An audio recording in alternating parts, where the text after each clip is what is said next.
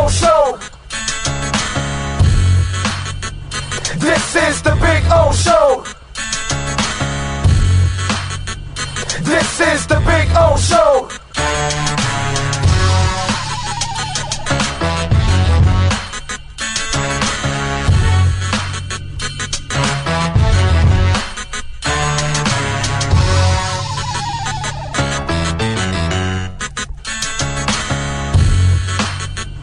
This is the Big O Show.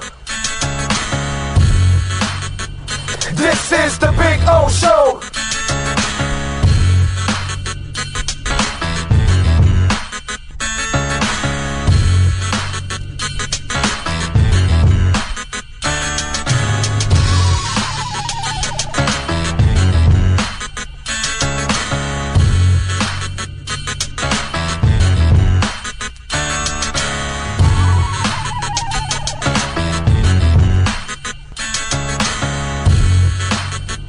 This is the Big O Show.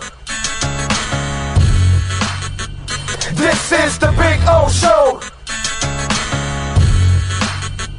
This is the Big O Show.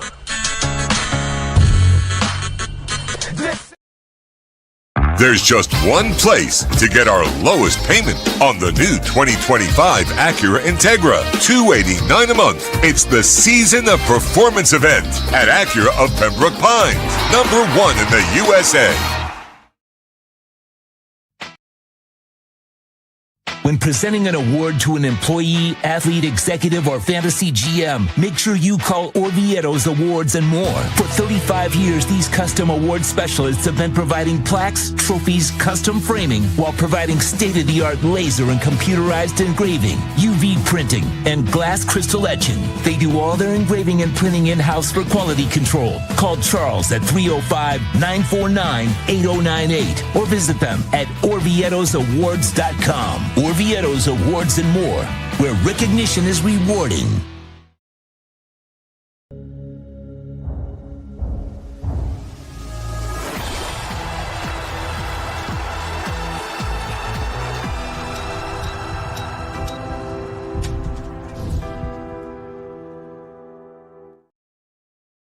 For over 16 years, EJDconstruction.com has provided South Florida residents quality craftsmanship, accurate project management, and exceptional service. That's why EJDconstruction.com is an A-rated member of Angie's List and the Better Business Bureau. When you're looking for the right custom home builder for additions or home remodeling, please call my friend Eric at 305-433-4843. That's 305-433-4843 for EJDconstruction.com.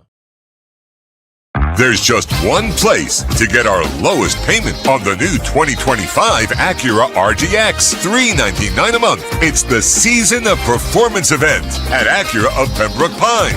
#1 in the USA. Oh, I think I know what this is. Houston, we have a package. Hello? No matter where you are, the Sloman Shield home security system guards your home. With next-gen perimeter protection, 24/7 monitoring, and interior motion sensing. And right now, get a free Sloman Shield security system and doorbell camera, all professionally installed, for free. Shield your world, the Sloman Shield. When it comes to your smile, confidence is so important. At Moody S Dental, they provide the services to get your smile back. This family-run practice prides itself by offering the latest technology to give your family the best experience possible. Moody S Dental has been in business for over 30 years with offices in Hialeah and Plantation. They accept most major dental insurances. They provide free new patient exams, 20% off select treatments. To qualify, please follow us on Instagram at moodys.dental. Moody S Dental has been in business for over 30 years. To schedule an appointment in Hialeah, call 305-821-0231 and Plantation 954-692-6825. From Invisaligns, dental implants, same-day crowns, and the preventative care and preservation to get your smile back. Go to moodysdental.com to find out more and tell them Big O sent you. After 40 years, the Big Cheese Miami is still producing great Italian food. They started in 1984. Since then, they've been winning awards while being voted the best inexpensive Italian restaurant in Miami. Visit them for great food, amazing service. Witness the decades of Cane's memories. The walls are like a Miami Hurricanes Hall of Fame. The Big Cheese delivers anything on its menu or party platter menu to your home, office, or even a park for a picnic. Located at 8080 Southwest 67th Avenue, Miami. Call 305-662-6855. TheBigCheeseMiami.com, where they serve large portions at family prices.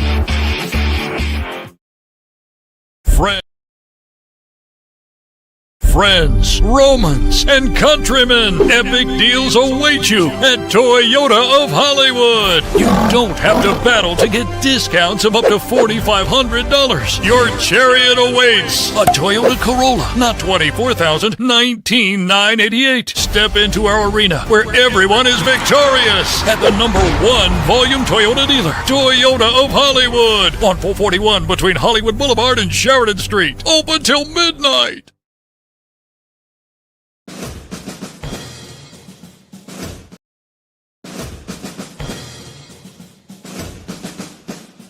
It starts every morning before the sun comes up. Projects are laid out. Plans are made. Equipment is fueled and loaded with inventory to handle all service requests.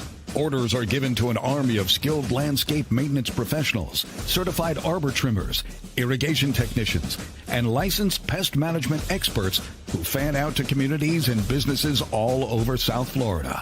Experienced, on time, and dependable. Our staff is fully trained, licensed, and insured. Contact us by phone, email, social media, or through our website to answer all your landscape questions. We are Cutter's Edge. Total Landscape Solutions.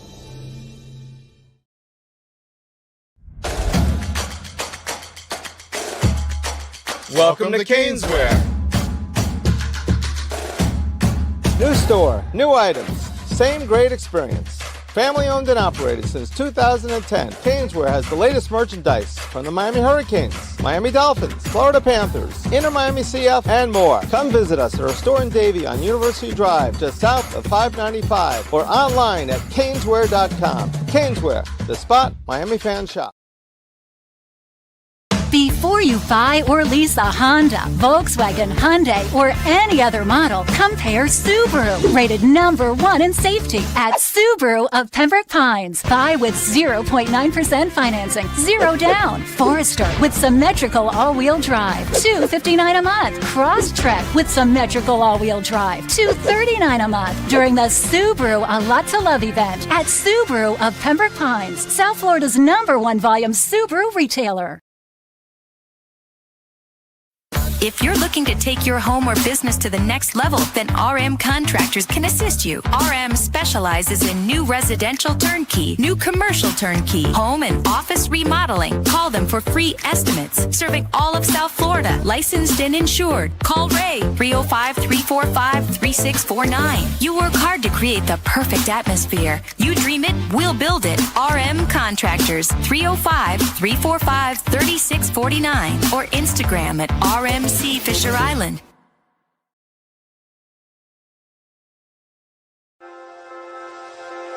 Hi, this is Jeff Welt from Welt & Rayom. Dan and I have been in business together for over 22 years. We're not your typical lawyers. When Dan's not working in the office, he's flying his stunt plane. When I'm not in the office, I'm either getting tattooed, bowling, riding a motorcycle, or going to concerts. We might not be your typical attorneys, but we are aggressive attorneys, and we'll do whatever it takes to get you what you deserve. Consultations are always free. Call us anytime, 24/7. Welt & Rayom can help. There's just one place to get our lowest payment on the new 2024 Acura ZTX, $299 a month. It's the Season of Performance event at Acura of Pembroke Pines, #1 in the USA. The viewpoint statements or beliefs expressed on the following program by the host, guests, or callers are not necessarily the opinions of FantasyXS.com, Media Group Inc. ownership, management, sponsors, or website. is final. Tua and the boys are in the locker room. Let's go over what happened in this game in our Dolphins post-game show with Big O. The post-game show is brought to you by Welton Rayom, Acura of Pembroke Pines, Hialeah Park Casino, Toyota of Hollywood, RM Contractors. The stats are final. The insiders are ready. The platform is mastered by the one and only Sean Stanley. Now, let's find out what the Big O thinks about this matchup as we start our Dolphins post-game show. Here's Big O. You know, I told you I was kind of crazy to bet on this, right? I'm not expecting a good season, as I told you guys. Maybe a 7-win season. That's what I said, 7-10.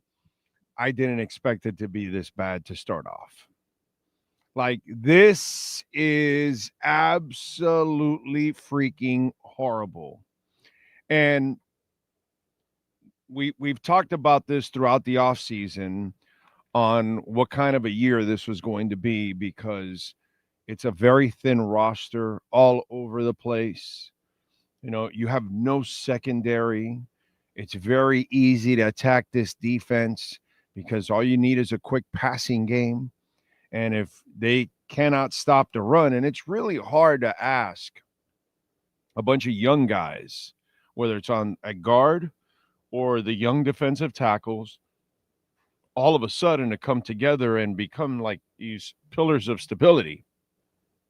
And look at James Daniels. Look at that poor guy. I mean, he had a lower body injury from last year, then suffered another lower body injury, and then now suffered an upper body injury. Like, you can't plan for this. So it's a thin roster. So you lose him, you got nothing behind that. And it's like this everywhere. And the Colts attack them the way they should, because you're not going to respect that secondary. And why should you? You can make plays on that secondary. Doesn't matter who it is. Like I told you, it's going to be hard for Minka to erase everything that's going on because he's playing center field and there's 1,000 things going on. So I can't blame the man for everything that's back there. So this is worse than I expected, okay, to start off. But I have a light at the end of the tunnel that should be, you know, it's funny because Sean and I were at the Colts game last year. Okay. Remember, this year I refused to make any trips. We're not making this team isn't worth it. We're going to go to Madrid. We put our money into Madrid. Okay. Because that's kind of a vacation / trip, you know, that kind of stuff. You get to enjoy Madrid too at the same time. A lot of good Dolphin events, you know, whatever. Like I told you, that's like the highlight of our season is that game. It's not really, I don't know about some of you guys out there, but I'm not sitting here like super depressed because I'm expecting a train wreck this season. I'm expecting a coaching change. If you listen to the show, it's kind of what I've talked about, what's gone on here. You've put together a roster that you need a great coach to really lift it. We don't have one. But there's a bright spot to all of this. Last year against the Colts, I wanted McDaniel fired, and they failed.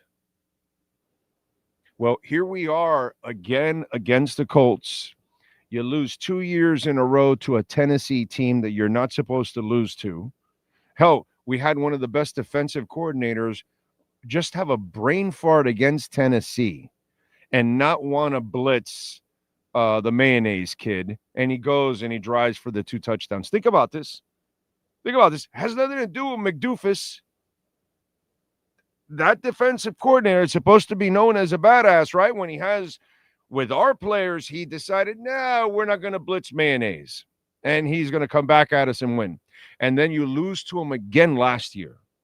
Now you lost last year to a Colts team you shouldn't lost to, and now you lose again. What is the common denominator? I'm telling you, and throughout all of this, it's different quarterbacks and everything, it's McDaniel. So if you got to fire McDaniel right now, you're not going to fire the general manager Forget about my bias, okay? Because obviously I'm a fan of the front office. I've said that. But nobody's going to fire front offices at this point in the season. They fire front offices at the end of the year, after the draft, and all that. It's a whole convoluted, different process that they go through. This is your opportunity to fire McDaniel. Okay? All right? By the way, Sean, keep abreast of anything going on out there. Tell me if there's anything going on. We will have Chris Perkins, and we will have, of course, the man we have every week on, David Furones, twice a week. And he'll be joining us straight from the locker room when they're done. But this gives you, if you're Stephen Ross, look, I've talked about this all off season. I told you guys they know already in the building that McDaniel is not the guy. I already told you, look how they did the entire offseason. They traded for picks for next year and the year after, a third and a fifth. Picks that they needed right now. When Jonnu Smith needed a contract and you needed a tight end, they told them, no, we're not interested. We're moving away from you. And did you go get a tight end? No, you got a bad retired rapper who still has yet to take the field. It's interesting, but he's paid in full. It's amazing. Wow. I like that job. So the way they've constructed all of this, and I've always wondered, is this the hire of the front office, Mike McDaniel? And everything they've done, there's been no what's that called? Urgency this offseason. I've explained it to you all throughout. Many of you that are listening today, so many of you did not even tune in throughout the offseason at all. So you don't even know what I was talking about. You have no idea. Some of you are in the know. You know what I'm talking about. And I've kind of prepared you for all of this. Okay? That's going on. To me, this is a transition year, as I've said. They fiscally reset, but you only do that, ladies and gentlemen, when you have Eric Spoelstra. And you say, hey, we're going to pivot. We're going to go young. We're going to reset. We're not going to be that good for the next couple of years. But, hey, we got Eric Spoelstra. You know we're good. And then we reset. We take off. You already proven. You've won. All that. You can do that. You know, let's say all of a sudden Andy Reid is 15 years younger. And this run with Mahomes comes to an end in 1 or 2. And then you tell, hey, listen, we're going to take a reset for a year or two. And then we're going to come back. But you got Andy Reid, you already won, so you can have patience. How do you reset fiscally with a roster that's not as good as last year's or the years before, which, by the way, I have a bone to pick with a lot of people in the media.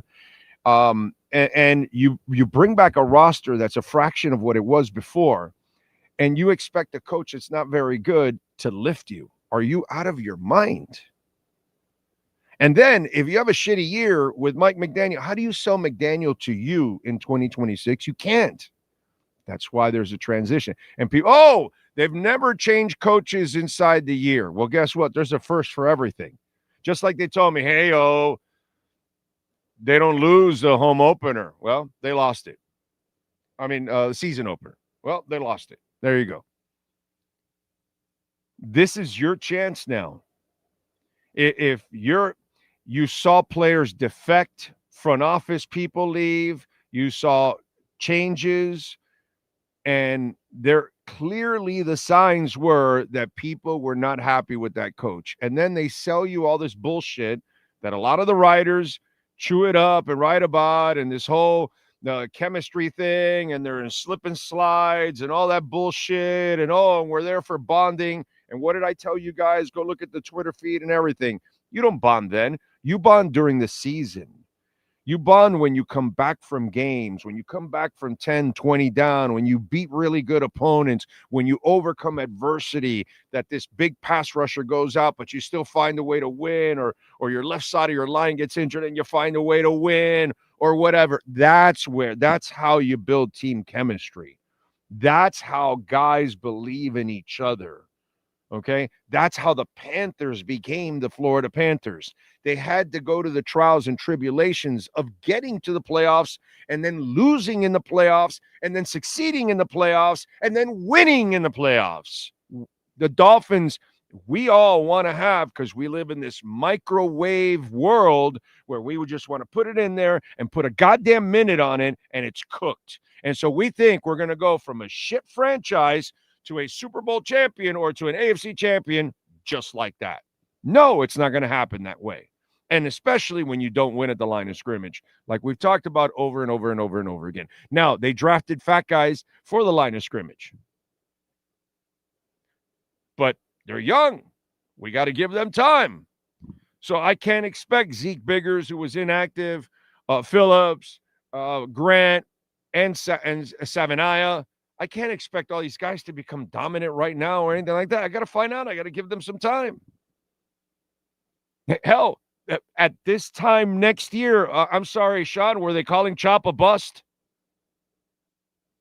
Right? This time last year, what was Chop? A bust. This time next week was Chop, a bust. This time 3 weeks from now, what was Chop last year? A bust.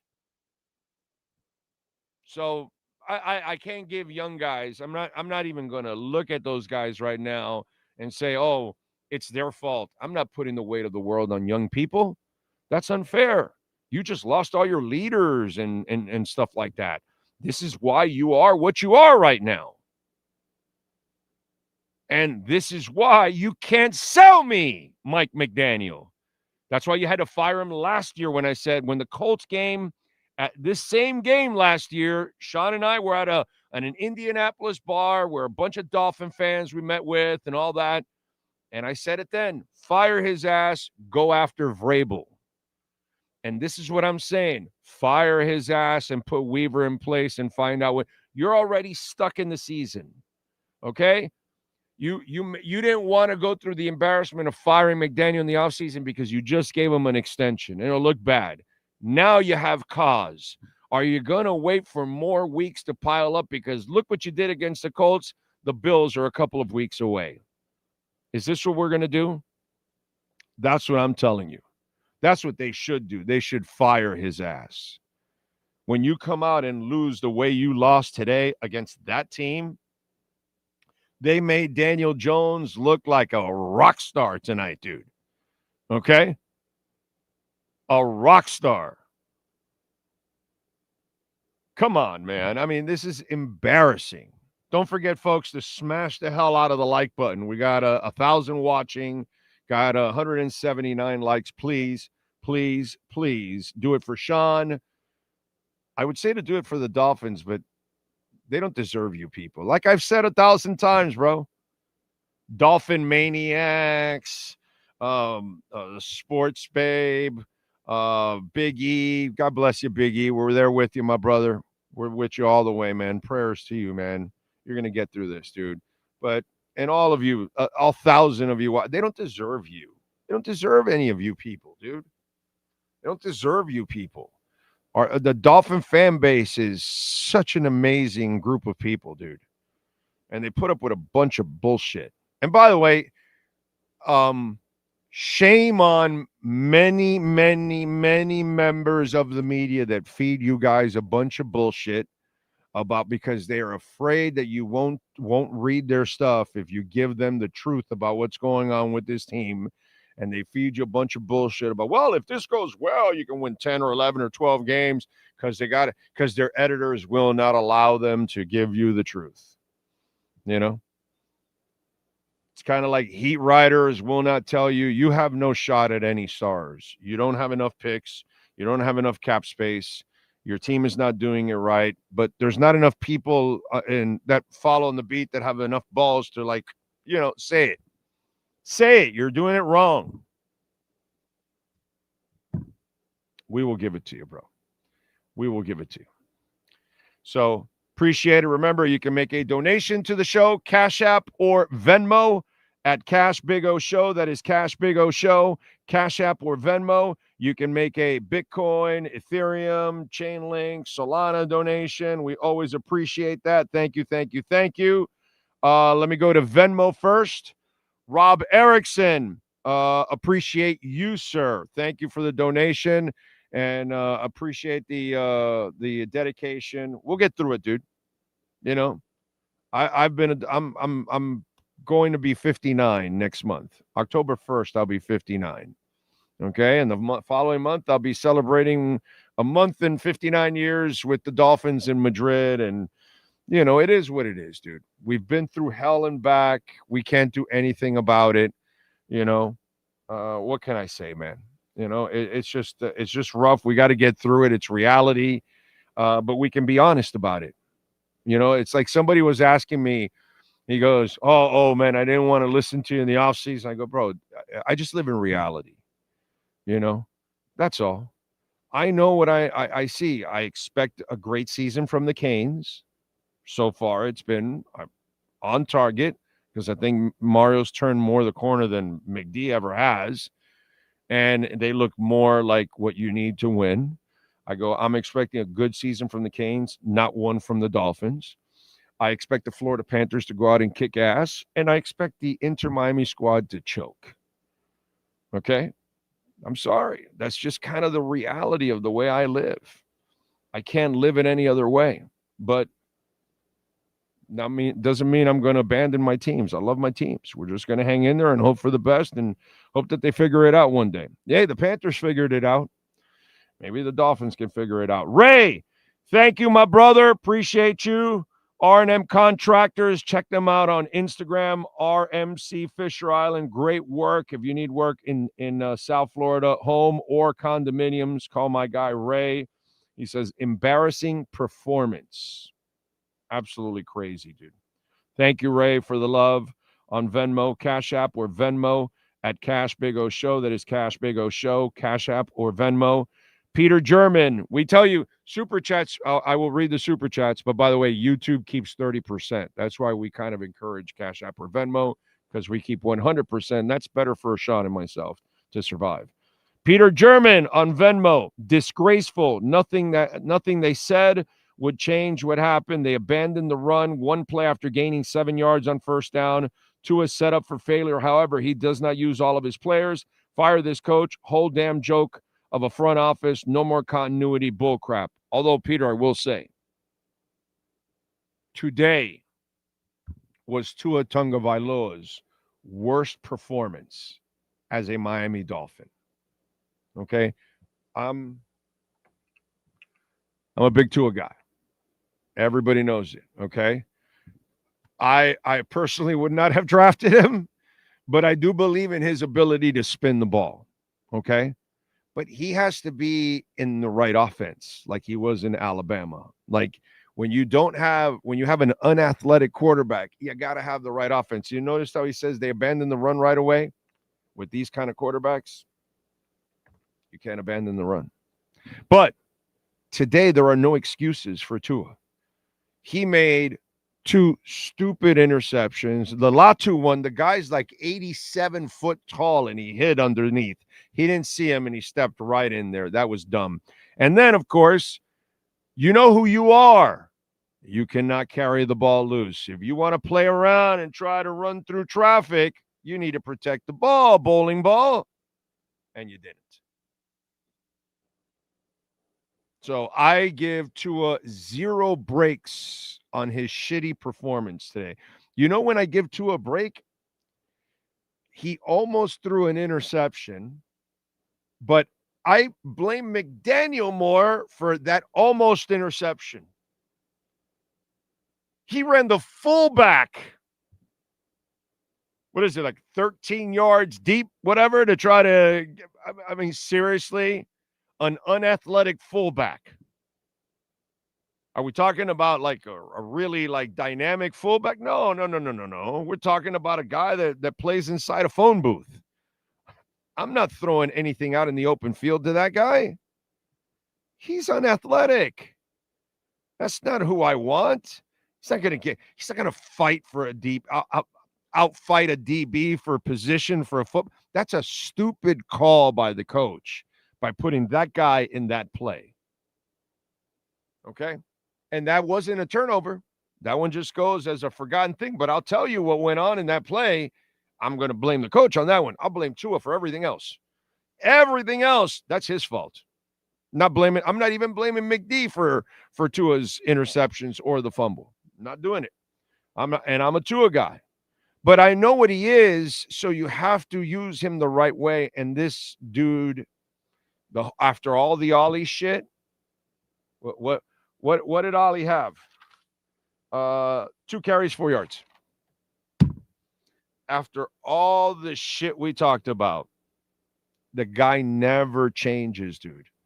We talked about this. You got this. You got to have a power running game with Tua. You got to build that kind of team. You just gave up right away. You never made an effort right from the get-go to be a running team, to try to set it up and set play action up and all that. They have play action because they have Taylor. What'd they do right away? Oh, let's get our tight end who's you can't match up with him. So let's get us comfortable right away and get Daniel comfortable right away. It's a smart Shane Steichen, Mike McDaniel. Oh, my God. It's 4:20 on the East Coast. Go ahead. Have fun.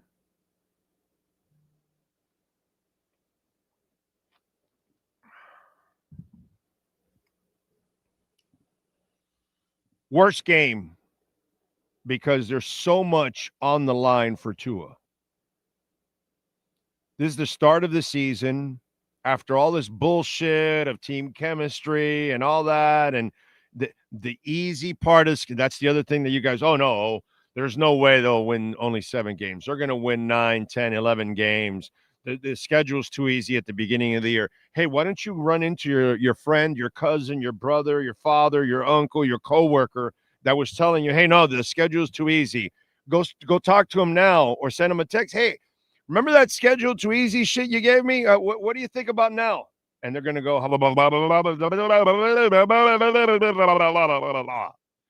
so you got the easy part of the schedule, supposedly, because you idiots that play the schedule game.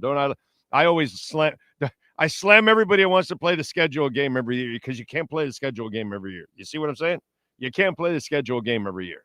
So there you go. This is supposedly the easy part of the schedule. So how's it going to go for the harder part of the schedule now? Oh, I'm sorry. Now you're going to remember what? Oh, everybody underestimates the Dolphins. Now they're going to win. Okay, so now they'll spin it and say, oh, don't worry about it. You know what they're doing? They're doing the okie doke. They're not playing that well with the bad games, but when the good games go along, they're going to be rolling and playing well, and they'll be winning those games. Are we going to live a lie here? Is that what we do now for a living? Anthony Lizzie. What's the name of this clique? We're the Lizzies. Well, you warned us, Big O. Just didn't think it would be this bad. McDaniel has no answers. He's clueless. Weaver's D was awful. You can't play without a secondary. Cannot play without a secondary. It's the easiest thing to attack. Injured as they started with Tyler Warren. Hey, they got no secondary. Great. We got Tyler Warren. Let's go. Pop, pop, pop, pop, pop. It reminds me of that year when Tony Gonzalez was catching everything, and we had 3 or 4 Dolphins draped all over him, and he's catching passes all over. I think it was even at Joe Robbie Stadium and everything. It was great. Didn't we have like a cornerback named like Cameron or some shit like that? It was like a bad cornerback named Cameron or something. Was one of them, if I remember correctly. That's what it reminded me of. That Tyler Warren is like, oh my God, they just whipped out like this tight end that's just going to abuse us whenever he wants. And, that's what it reminded me of. I have I'm like you as a Dolphin fan. When you give me nightmares, it just reminds me of other nightmares that I've just witnessed and experienced. And it's just like I'm just constantly beaten, Anyway, Anthony, thank you. Cash App or Venmo at Cash Big O Show. That is Cash Big O Show, Cash App or Venmo. And he says, injuries as usual. Tyreek on the sidelines, half the plays. Absolutely disgusting. Yep. Luckily, Waddle came back, too. Another guy that's kind of brittle.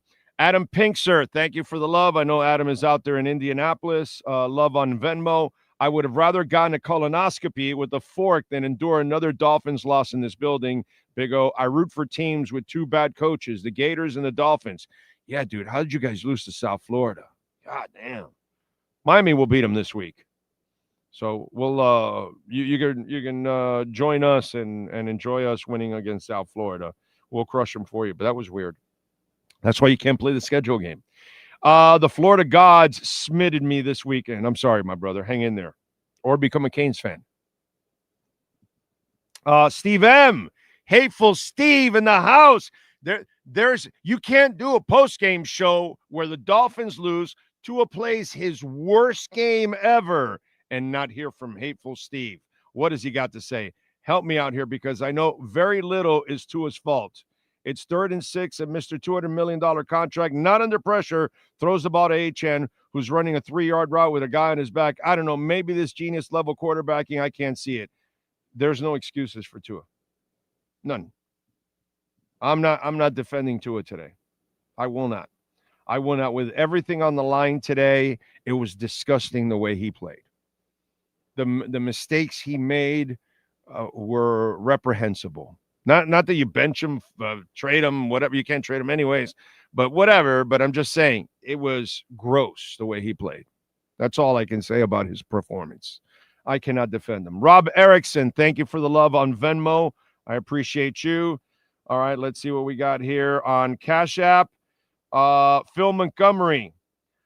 Don't always agree, but I love the show. Thank you, Phil. Appreciate you. If we agreed all the time, it'd be boring as hell, my brother. Carlos, thank you for the love on Cash App. For McDummy is a detriment. Lost all hope. Hang in there. I kind of lost hope last year after the Colts game with McDummy. I was done with him. Leonard. Thank you, sir. Appreciate you, my brother. Lenny Locksmith, of course. Lenny wants to fire his ass also. To me, it would make a lot of sense to do it right now. And then this gives the owner and the front office for the moment, they lie on the sword and this and that, and they appease the fans, and then you get Weaver in there, and then you try to move forward. Sweet baby Ray, thank you for the love on Cash App. For team needs an enema from top to bottom. Listen, folks, we can disagree on a lot of things, right? And I can tell you this. If you have a problem with Ross, I don't think anybody can argue with you on that. If you have a problem with Greer, nobody can argue with you on that. If you have a problem with McDaniel, nobody can argue with you on that. If you even have a problem with Tua, nobody can argue with. You all have a case for everything that's going on, okay? Maybe I disagree with you with certain things that I would maybe change and tweak, but whatever. But I can't say that, oh, that's it. No, because nothing's working. So we all can bitch and complain about everything because at the moment, nothing is working. But I know this. You're not going to get the owner to sell. Okay? They're making too much money. The family's making money. And when the old man goes away, the daughter's in charge, and that thing runs on its own. They don't even need to win. They're going to make money. It's proven. They've been doing it for decades now. They don't win, and they make money. And they make more and more and more money because the property is loaded with money-making things going on. It's genius. It's a money printer, dude. You're going to have national championship games there. You're going to have concerts there. You're going to have the tennis tournament. You're going to have Formula One. You got a hospital. You got the training facility. It is a cash cow, and it's Teflon. We're going to go back, and we're going to go back, and we're going to go back, and we're going to go back no matter what. And they know it. So it doesn't matter. You know what I'm saying? So the owner is not changing. You can forget about that. Okay? Then the GM, whatever we agree or disagree, they're not going to fire any GM now. They're not firing personnel. They do that at the end of the year in May. Okay, after the new season starts and then they prepare for the draft, they keep most of the personnel people, they bring in the new, and then they flush out the old right after the draft. So they keep all the information until the draft. That's what they always do. So that's not going to happen. They're not trading Tua because you're stuck with Tua fiscally for 2 more seasons. Like I told you, you were stuck with Tyreek until the trading deadline. So now you got that. Okay, so what's left? What can you feed the masses with?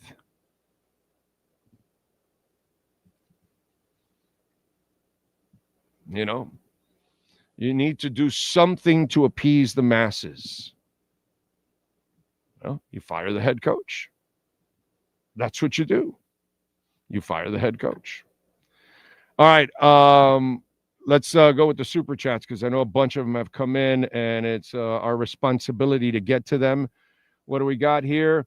The organization needs a comprehensive enema. Everything has to be discharged. Gus 1388. Thank you, my brother.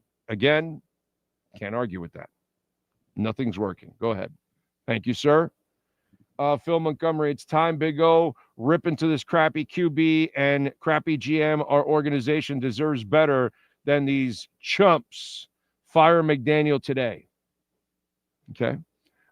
Phil, I would love to fire McDaniel last year. So for me, firing him now, like I said, he doesn't make it to week 10. And with this start, what are you going to do? Big O shot it straight. Team stinks. Give O his, is that love? Thank you. I wish I was wrong. I'd rather you guys make fun of me. I'd rather you guys laugh at me. Seriously. It's not fun because I'm telling you the truth about my team. And it sucks. Some of you may think, oh, I enjoy it, or no, dude, I don't enjoy it. But I'm not going to bullshit you guys. I don't need to sell papers. I don't need to worry about the views and, oh, my God, they're going to like me or unlike me because I tell them the truth and all that. No, dude, you'll come back to me later on. You'll see me a year from now, 5 years from now. And you go, you know, dude, I thought you were a dick, but you were right. And I get that all the time. So I'm used to it. It's all right, man. It's all good, dude. You think it's fun to tell the Dolphin Nation, hey, X just had 10 interceptions. Now you got to trade him. I'm a king-size asshole when I do that. You know what I'm saying? I'm a king-size asshole when I say that because you want the euphoria of 10 interceptions and you assume it's going to happen every year, and then here I come smacking you, telling you, dude, no. And he had 7 interceptions the next 3 years. But if you trade him then, you would have gotten a boat. But what am I going to do? You know what I mean? I have to do it. That's the way I was taught to do this job.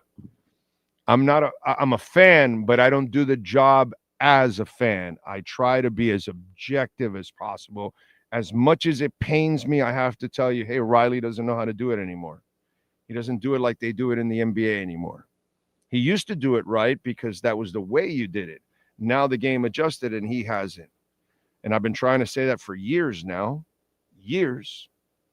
And, I got to be the jerk, So when Jimmy Butler and company make it to that second finals, I said, trade him now. I'm the asshole. I'm always the asshole. So when I see the offseason we've had, I knew we were headed for a really, really a bad season. But I'm willing to at least lie on the sword and tell you the brutal honesty, good or bad. Like, oh, there's no way the Canes. No, dude, I love the Canes this year. And, some people didn't believe me, and here we are. Just the way it goes. What are you going to do? Let's go, Sean. What do we got next? The offense has no leadership. Tua's mojo has left the building. McDaniel has no right being a head coach. It was a fun season. See you in 2026. That's why you got to save 2025 by firing McDaniel and put Weaver there to give you some hope, and we'll see if you can make a change. But man of 1,005 holds, I feel your pain. Let's see. Corso says, I don't want to hear anyone in the media say it's only one game. Oh, no, they will. They have to sell papers, baby. They have to sell papers. That's the trick in writing. Come on, man. How many times have I shown you guys this? They can't go full-born, hey, they don't know what they're doing, because then if you tell them this will not be a good season or they're not going to be very good or whatever, then you won't read them again. And then the editors will have the writer's ass. That's all. No writer's going to go all out negative right from the beginning of a season. Most people in fact, I was driving. I don't know which show it was, if it was the morning or the midday or the afternoon show on QAM. And one of the hosts says, oh, well, you don't want to start the season just talking negative about the team. And I laughed my ass off right there. And I'm like, well, yeah, okay, bro. I'm sorry if you don't have any balls to be honest about it. You want to lie to yourself and lie to everybody else. I forgot which host it was. If I remember the name, I would have said, I don't really give a shit. But, it's like, okay, dude, if you want to play fanboy, that's how you play the game. You want to lie to yourself and lie to the people that tune in. Well, then you go ahead, fanboy. I do shows for men and women here that, like they're willing to hear the truth. That's what we do here, hear the truth. Let's go. What's next? What do we got? At least the Canes are good. The Canes are going to be great, dude. Canes are going to be great.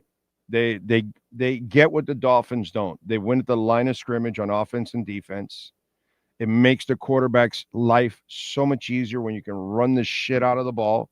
McDaniel does not understand that, especially when you have a statue. When you have these guys, this guy was a freak. Okay? He won extra games and got to a Super Bowl because he's a freak. But we misused this freak because we didn't give him a running game. And so we ruined all his opportunities. And every time he had a big moment, he failed miserably. Do you think it was Marino's fault at all? No, dude. Even if he had interceptions or whatever, he didn't have a defense and he didn't have a running game that he could ever count on. And you screwed him. And so when you have these kind of guys that are statues and they can't move, they move as good as this, you need to block and run the hell out of the football.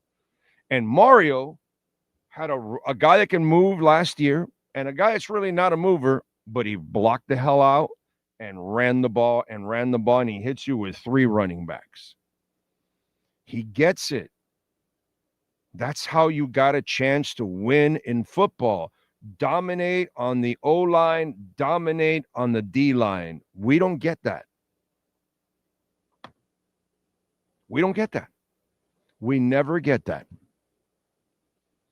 And so, since we never get it, we never will be elite. And the day our team learns how to kick the other team's ass on offense and defensive lines, then whatever quarterback's back there, watch, it doesn't matter who Mario recruits. The quarterback, do you think Ken Dorsey could move or Steve Walsh? Steve Walsh is my favorite quarterback. He has 1/10 of the talent of Jim Kelly or even choker Vinny Testaverde. God gave those guys so much more ability. But Walsh had the brain and the accuracy, but he didn't need to run around like Vinny. He couldn't hold a linebacker's helmet and throw over him. Vinny Testaverde did that, youngins. Linebacker rushed him, and he put his hand there and slowed the linebacker down and threw and completed a pass over him. Can you believe that shit? That's not what Steve Walsh or Tua can do, or Drew Brees.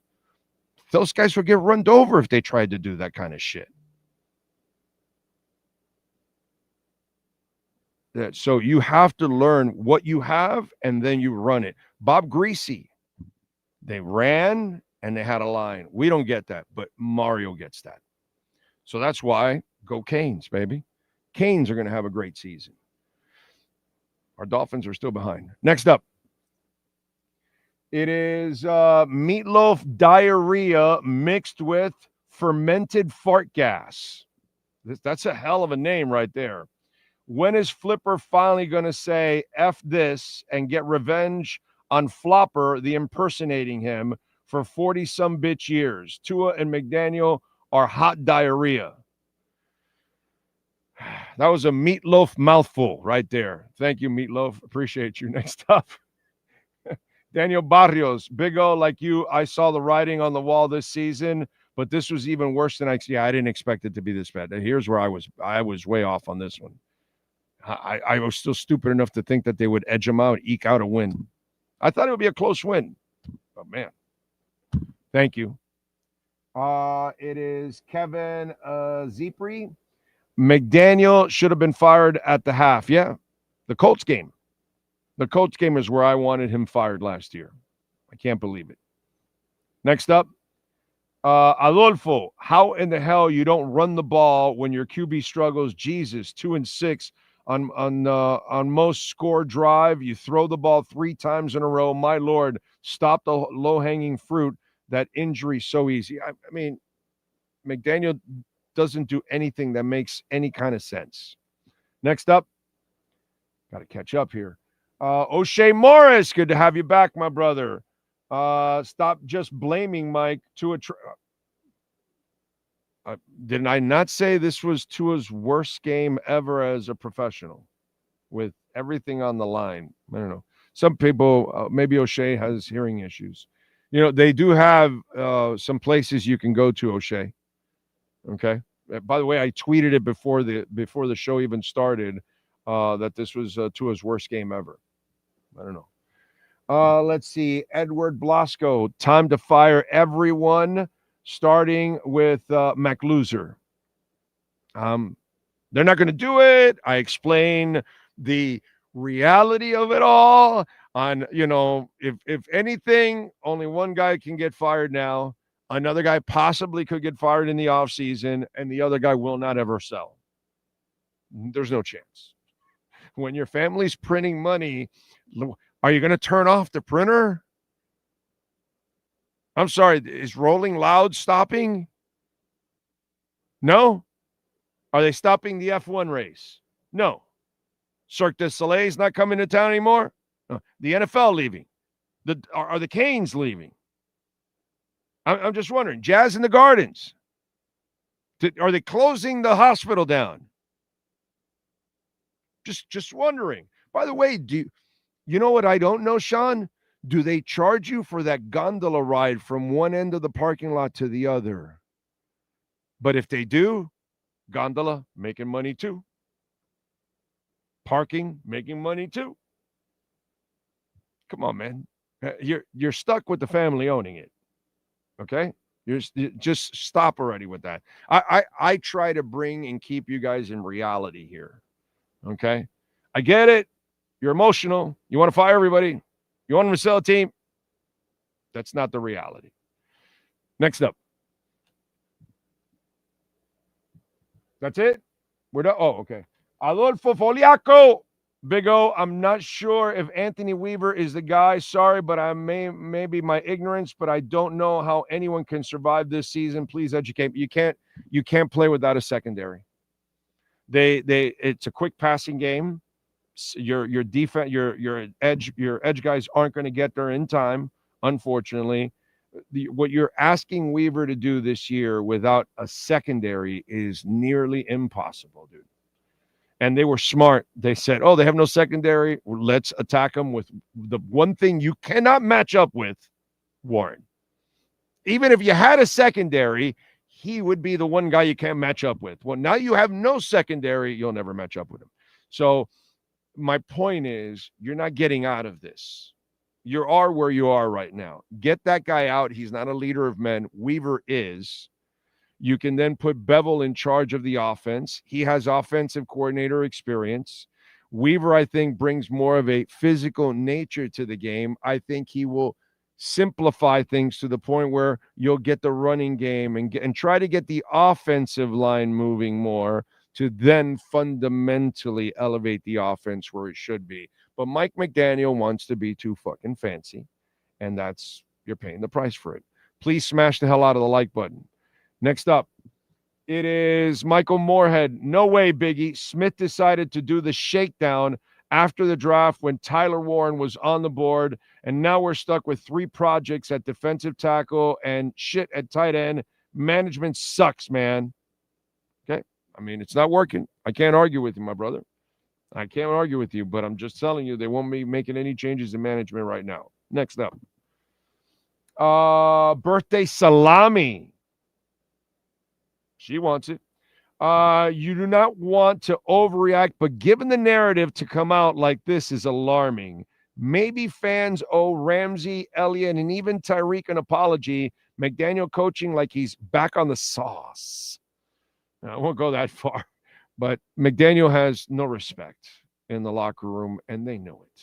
But they gave him that contract, so I think they're waiting for cause to let him go here with the new deal instead of looking terrible at firing a guy they extended, and they never gave him a chance to even coach the extension. So we're going through the dog and pony show is what I think has been going on. Just in case you're just tuning in, I've been talking about this all off season. Next up, it is Marcus Shabbat. Hear me out now, Big O. Adversity is an opportunity, Big O. Stevie Ross will use this adversity as an opportunity to fire Greer and who? And Mickey? Oh, Greer and McD. I see. McD. I see what you're saying. Okay. Won't happen with Greer, but McD I can see. Something very soon. Anthony Kyle Campos. Anyway, I can throw hours of my life back. God, Big O. What do I do? St. Elmo's, run it back tonight. There you go. There you go. I hope that shrimp cocktail was awesome, bro. I am so jealous that you get to have a steak and a shrimp cocktail. I told my wife, we were watching the game, and I go, the only reason I wish I was in Indy just to have a steak and a shrimp cocktail. She goes to me, that good? And I go, yeah. Let's see. Nicholas Rowley. Oh, why is Chris Greer still here? Duke continues to save and extending players with a horrible record in the win column. Nothing's working. I get it, dude. I get it. Thank you, my brother. I appreciate you. Thank you for the support. Leon Fresco. Go Commanders 1-0, baby. Oh, was Leo the one that I gave him the knockout? Was he the guy? Because I gave him the Commanders and another one that I said, what was it you, Leon, that did that? Well, good for you, dude. Because I know somebody asked me for a knockout on Thursday or Friday, and I gave them, it was Washington and somebody else, Sean. It was Washington, and yeah, they're up 21-6. That's looking pretty good. There, they won. Okay, I like it. What was the other one that I gave him besides Washington? Broncos and Titans. I said Broncos, and right now it's only 3-3 in the start of the second quarter. By the way, the Jags are pounding the Panthers 23-3. How about that, dude? Damn. Next up, Edward Thurston Howe. Dolphins were too worried about practicing with other teams instead of practicing offensive plays in training camp. Terrible coaching. Yeah. And not physical enough. I'm with you. Thank you, my brother. Appreciate you for keeping us alive. Mike, no-go zones. Only the Dolphins can make Daniel Jones look like Daniel Marino. Yeah. Mike, thank you, my brother. Be safe in your travels, my friend. Next up, it is Adolfo again. Thank you, sir. This is what I don't follow. If they know that they need to fire McD and they know it is, why are they putting the fan through such pain? Dog and Pony Show, because they extended him, and then they realized throughout the offseason players were defecting, front office defecting. You got people leaving the building. People don't really respect the guy. And then they realized, oh, shit, this is bad. So they stopped investing in the team. Notice they didn't go heavy in free agency. And every time they made a trade, they got picks for next year and the year after. I mean, I've explained all of this the entire offseason. I walked you through everything going on, going, this is what's happening. This is what's going on. They did not, and fans are attacking me like, why didn't we go after this? Why did we trade for this? Why don't we go there? They're not trying to trade for anybody. They're not trying to pay for anybody or whatever. Like the Robinson guy, the running back, became available from Washington. Oh, we're going to trade for him. No, they're not, dude. They're not giving up picks for anything. Jonnu Smith, which you desperately needed, if you desperately need to win and save your job this year, you give Jonnu Smith the extension for 1 year at $12 million. You paid him for the first two, 12. That ends up becoming 20 for 3. Super cheap. And you said no.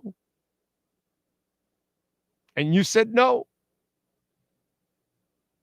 Instead, you swapped it around, saved $6 million, and got a draft pick for next year.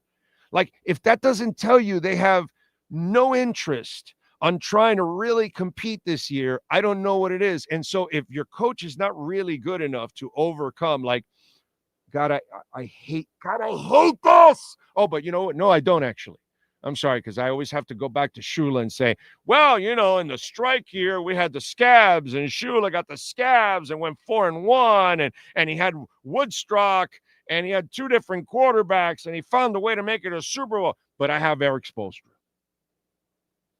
And you've seen Eric Spoelstra with, you know, young and mediocre around. Jimmy, get to the finals, get to the Eastern Conference Finals. You got a bunch of scrubs that went 31-10 because he's Eric fucking Spoelstra.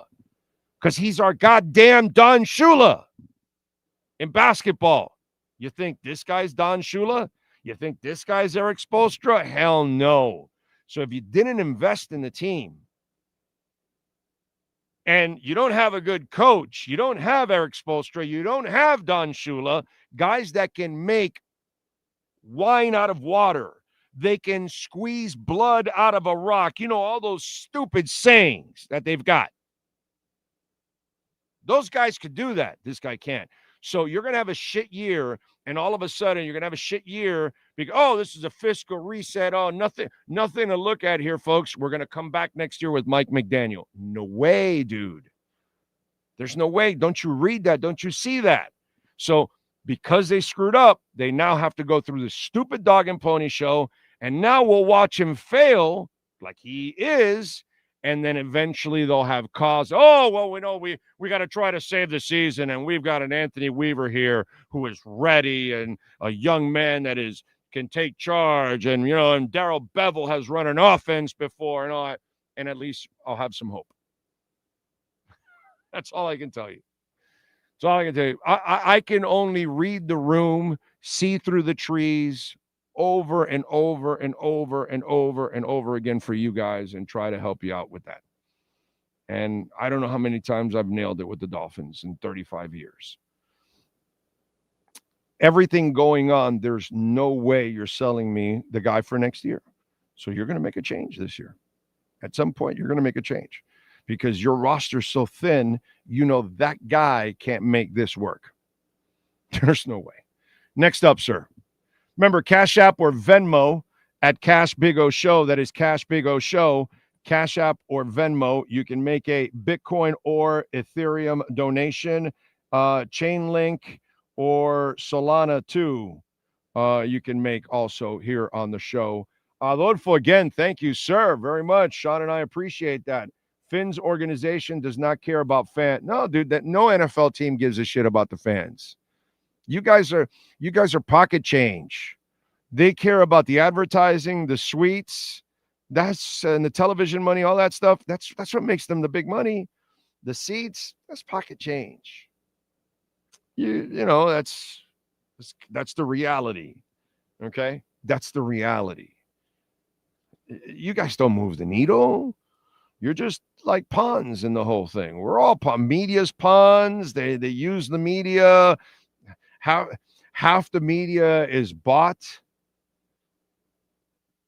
The now ESPN and the NFL is in bed together.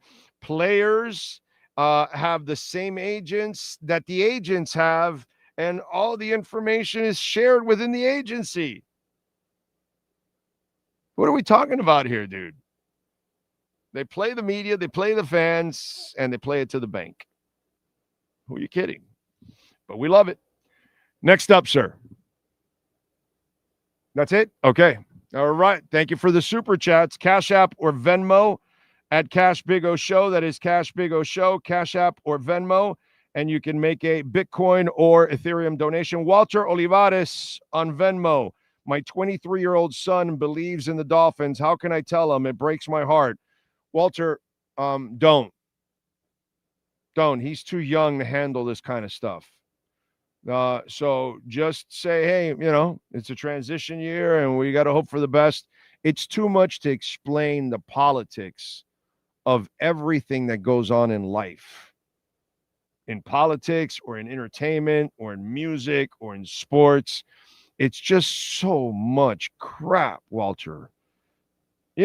Once we grow up and we have some age and we get some gray hairs and we get some headaches from all the things that we experience, we learn the hard way about everything that's going on. And it's just not that simple and black and white. In the real world, it's just not. Joe Cracciola, thank you, sir, for the love on Venmo as always, my friend. Thank you for your amazing support. Big O, this ownership, management, coaches, players, locker room attendants, etc., don't deserve our fandom. No, they don't. No, they don't. Those Dolphin maniacs that paint their asses up for every damn game and their trucks and all that, that shit is super cool. Do you think they deserve them? No. Chris Barker and his mom, he's a fan of the year. They go to all the practices. They travel to all the games. You think they deserve them? No, they don't. You think they really appreciate all these? No, they don't. Just cogs in the whole damn thing, dude. That's all it is. They don't deserve any of you people out there. And I know all of you out there. I've seen you all over the years and all that. Yeah. So, Walter, hang in there, my brother. It's tough. It's tough for you right now as a dad to explain that to your kid. Peter says, I still say a good coach could get 8 wins from this team. I know I'm crazy, but give me a good coach. And yours? He's too young. With Tua, yeah, if you run the ball like you're supposed to, then you'll be fine. Stephen Baker, thank you for the love also on Venmo, my friend. Very nice of you. I can accept the loss. I can't accept being ill-prepared and no passion. That is on the head coach, period. I agree. And then also on Venmo, Christian DiMartino. Oh, I expected this and hope it expedites McD's exit.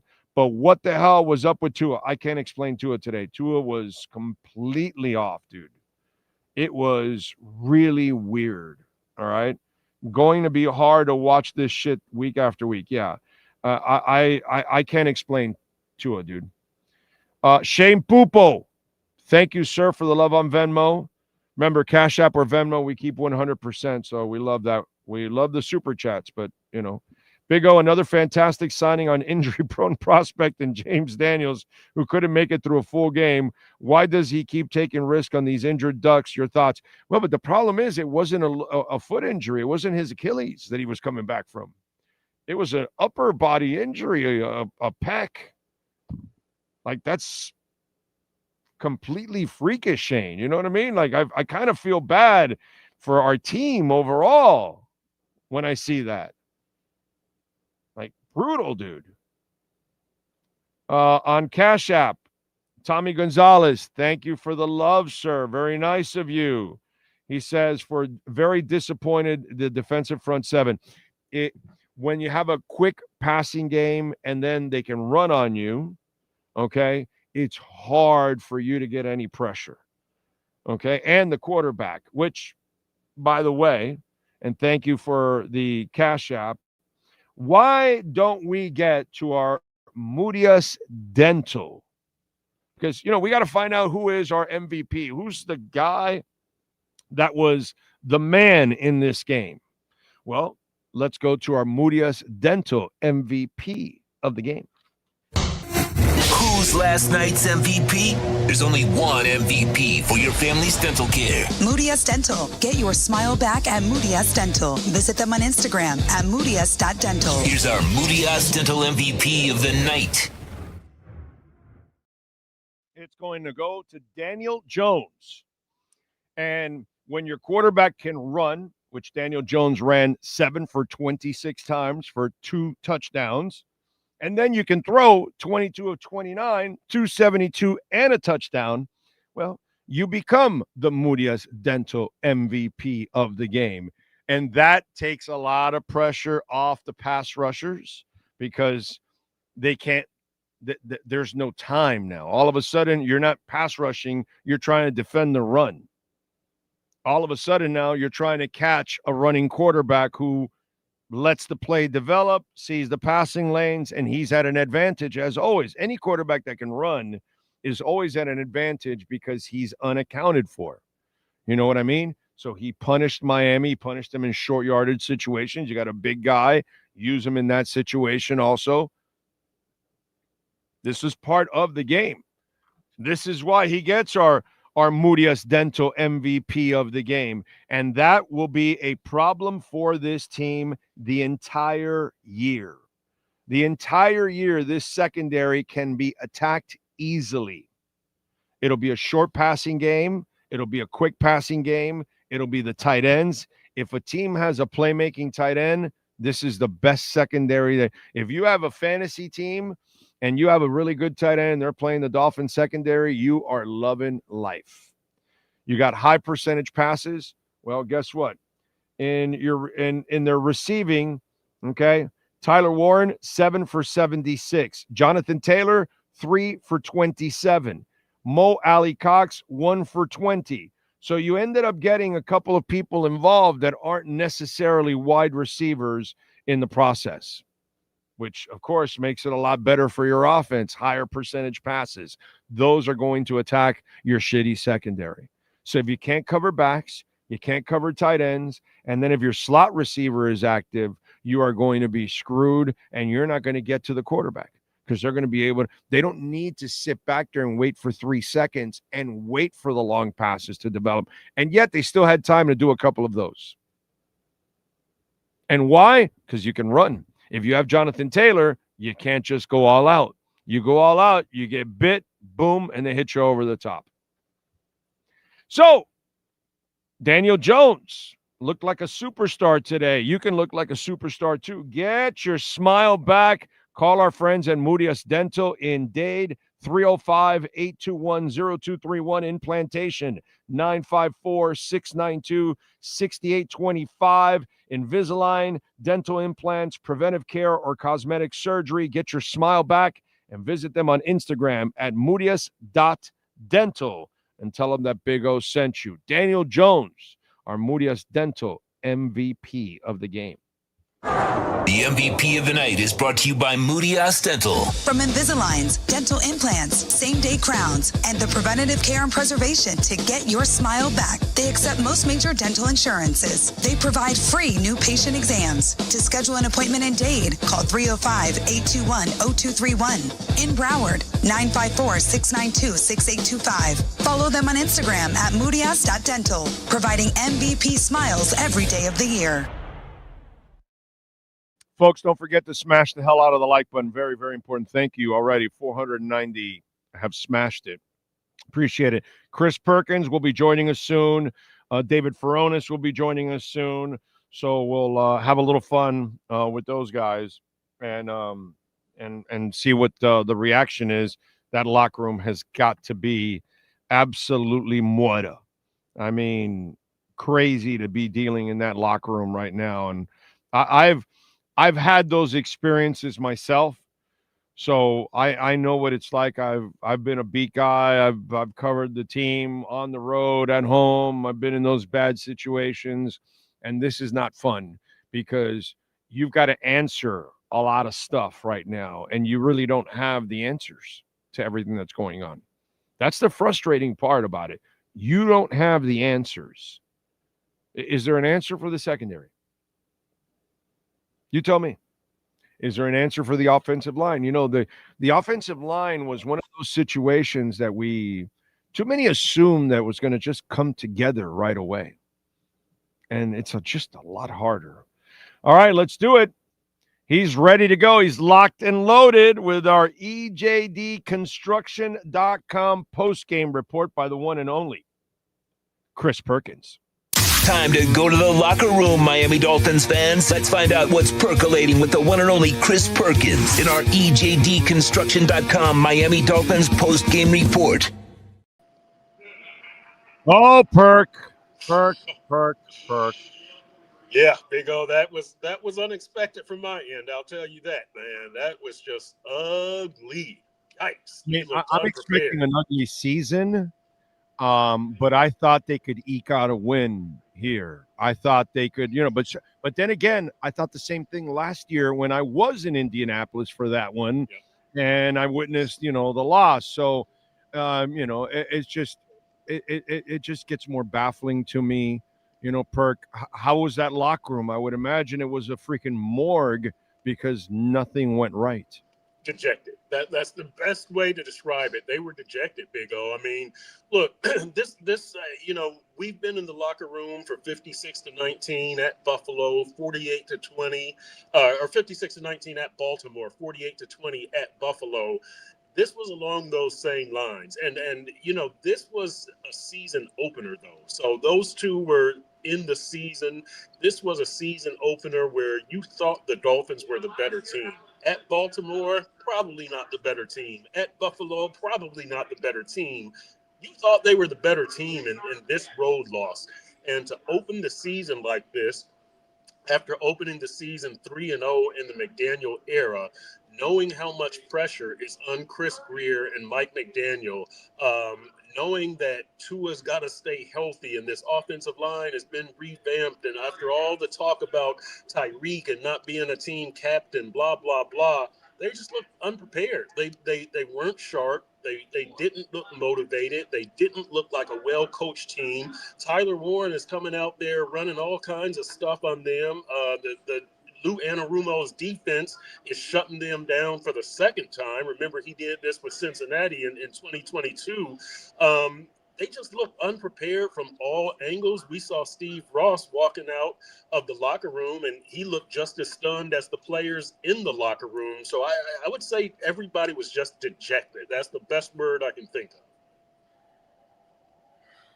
So let me ask you something, because everything I heard in that building, there isn't a lot of belief in Mike McDaniel, no matter what they sold and all this crap about chemistry and all that. I saw a lot of the defections from the players. They lost a lot of leadership, man, in that locker room too. And when you see a performance like this, this isn't a performance where it's a team that really is selling out and believing in what's being sold and what's being coached.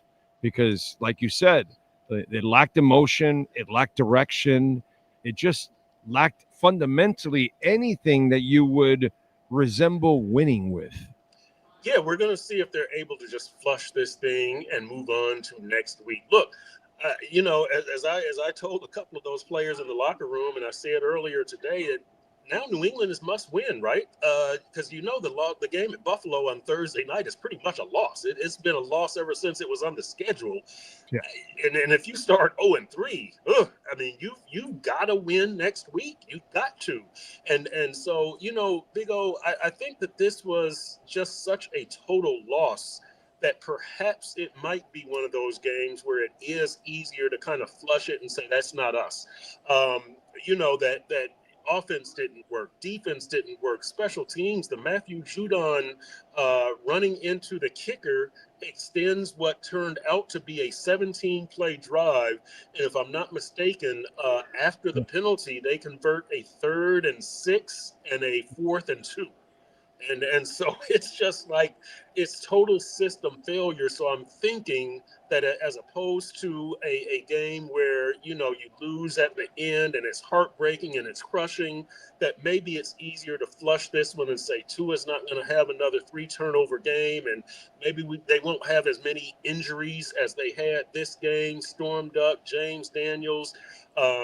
Perhaps from that standpoint, it's easier. But from the other standpoint, this has got to shake them to their very core, Big O. It really does. And not only that, there is no proof that he's ever done those kind of things of shaking them and getting them out of these kind of things and that kind of stuff.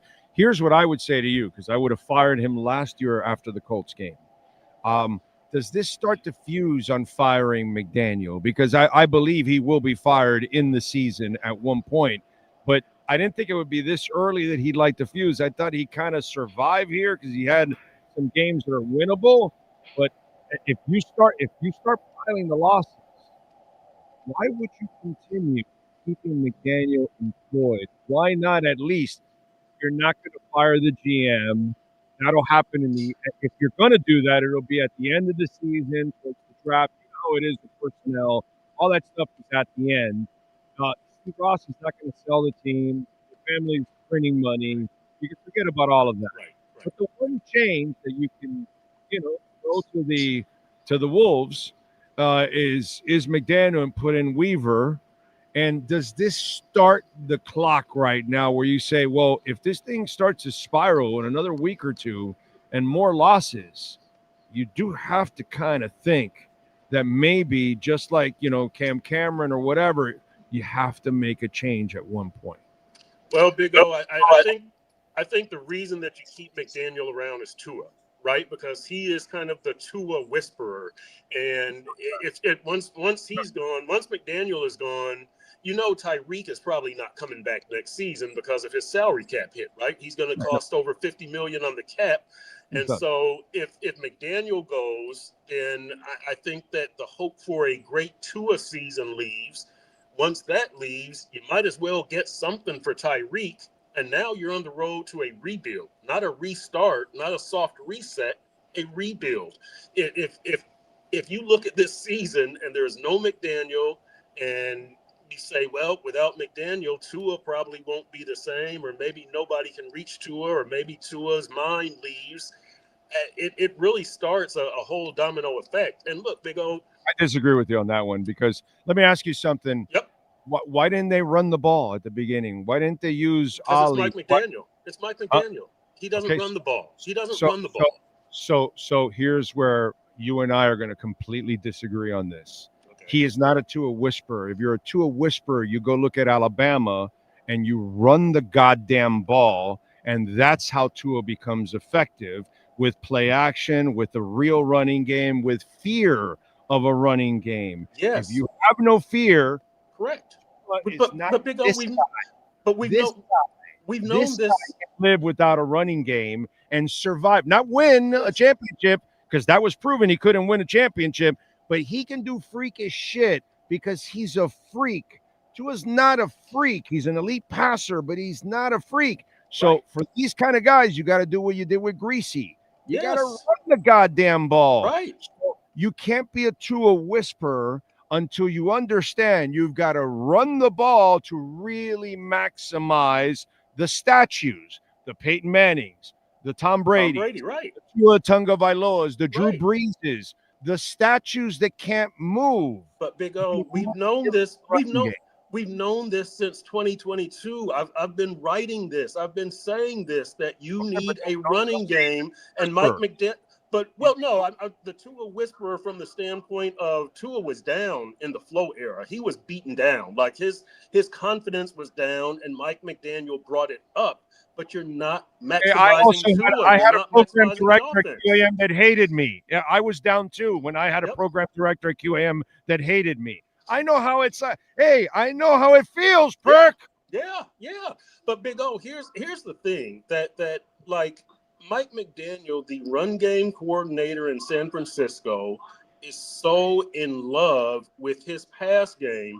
And I view the fault of Dolphins ownership is in the big picture, it was the same with Philbin, the same with Gase, and the same with McDaniel, is that they come in and get the job and they convince everybody in that building, hey, I can turn this quarterback into Aaron Rodgers. I can turn this quarterback into Peyton Manning.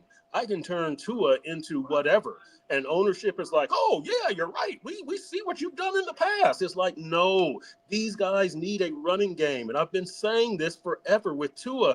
Look at what Ryan Tannehill did in Tennessee when you got him Derrick Henry and a defense. This team needs to put more emphasis on run game and defense and less emphasis on Tua to Tyreek, which has been shut down for 2 years.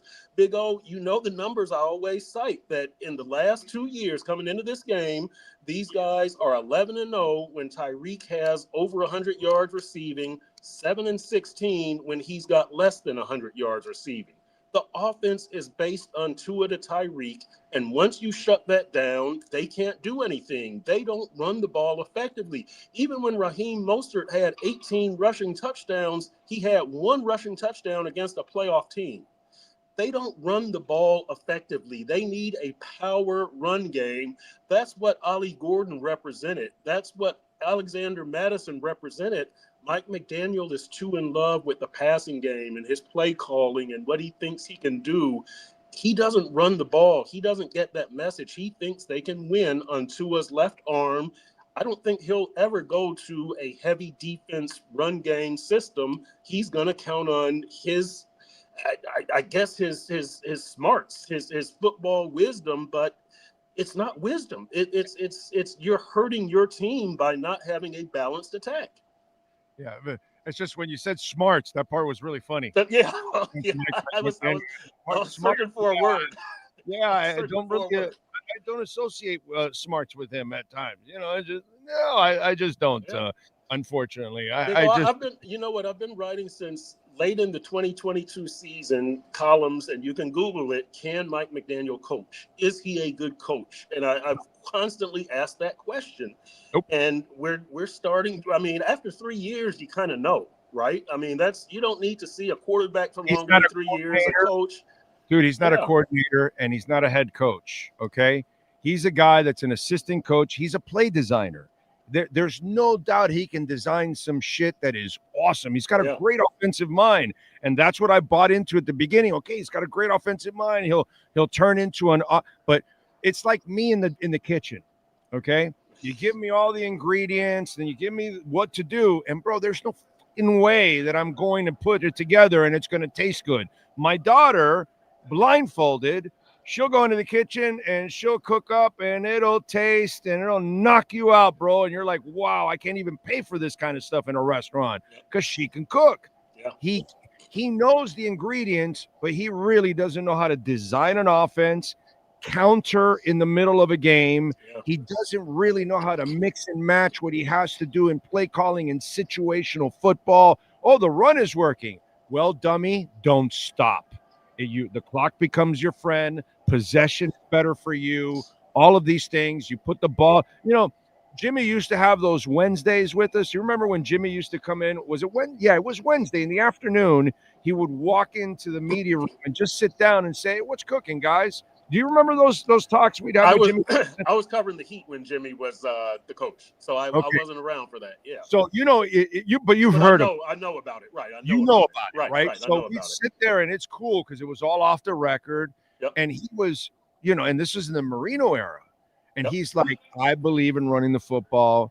Yeah. And he would say it all the time. 2 out of 3 things happen in passing, and 2 of them are bad. Yeah.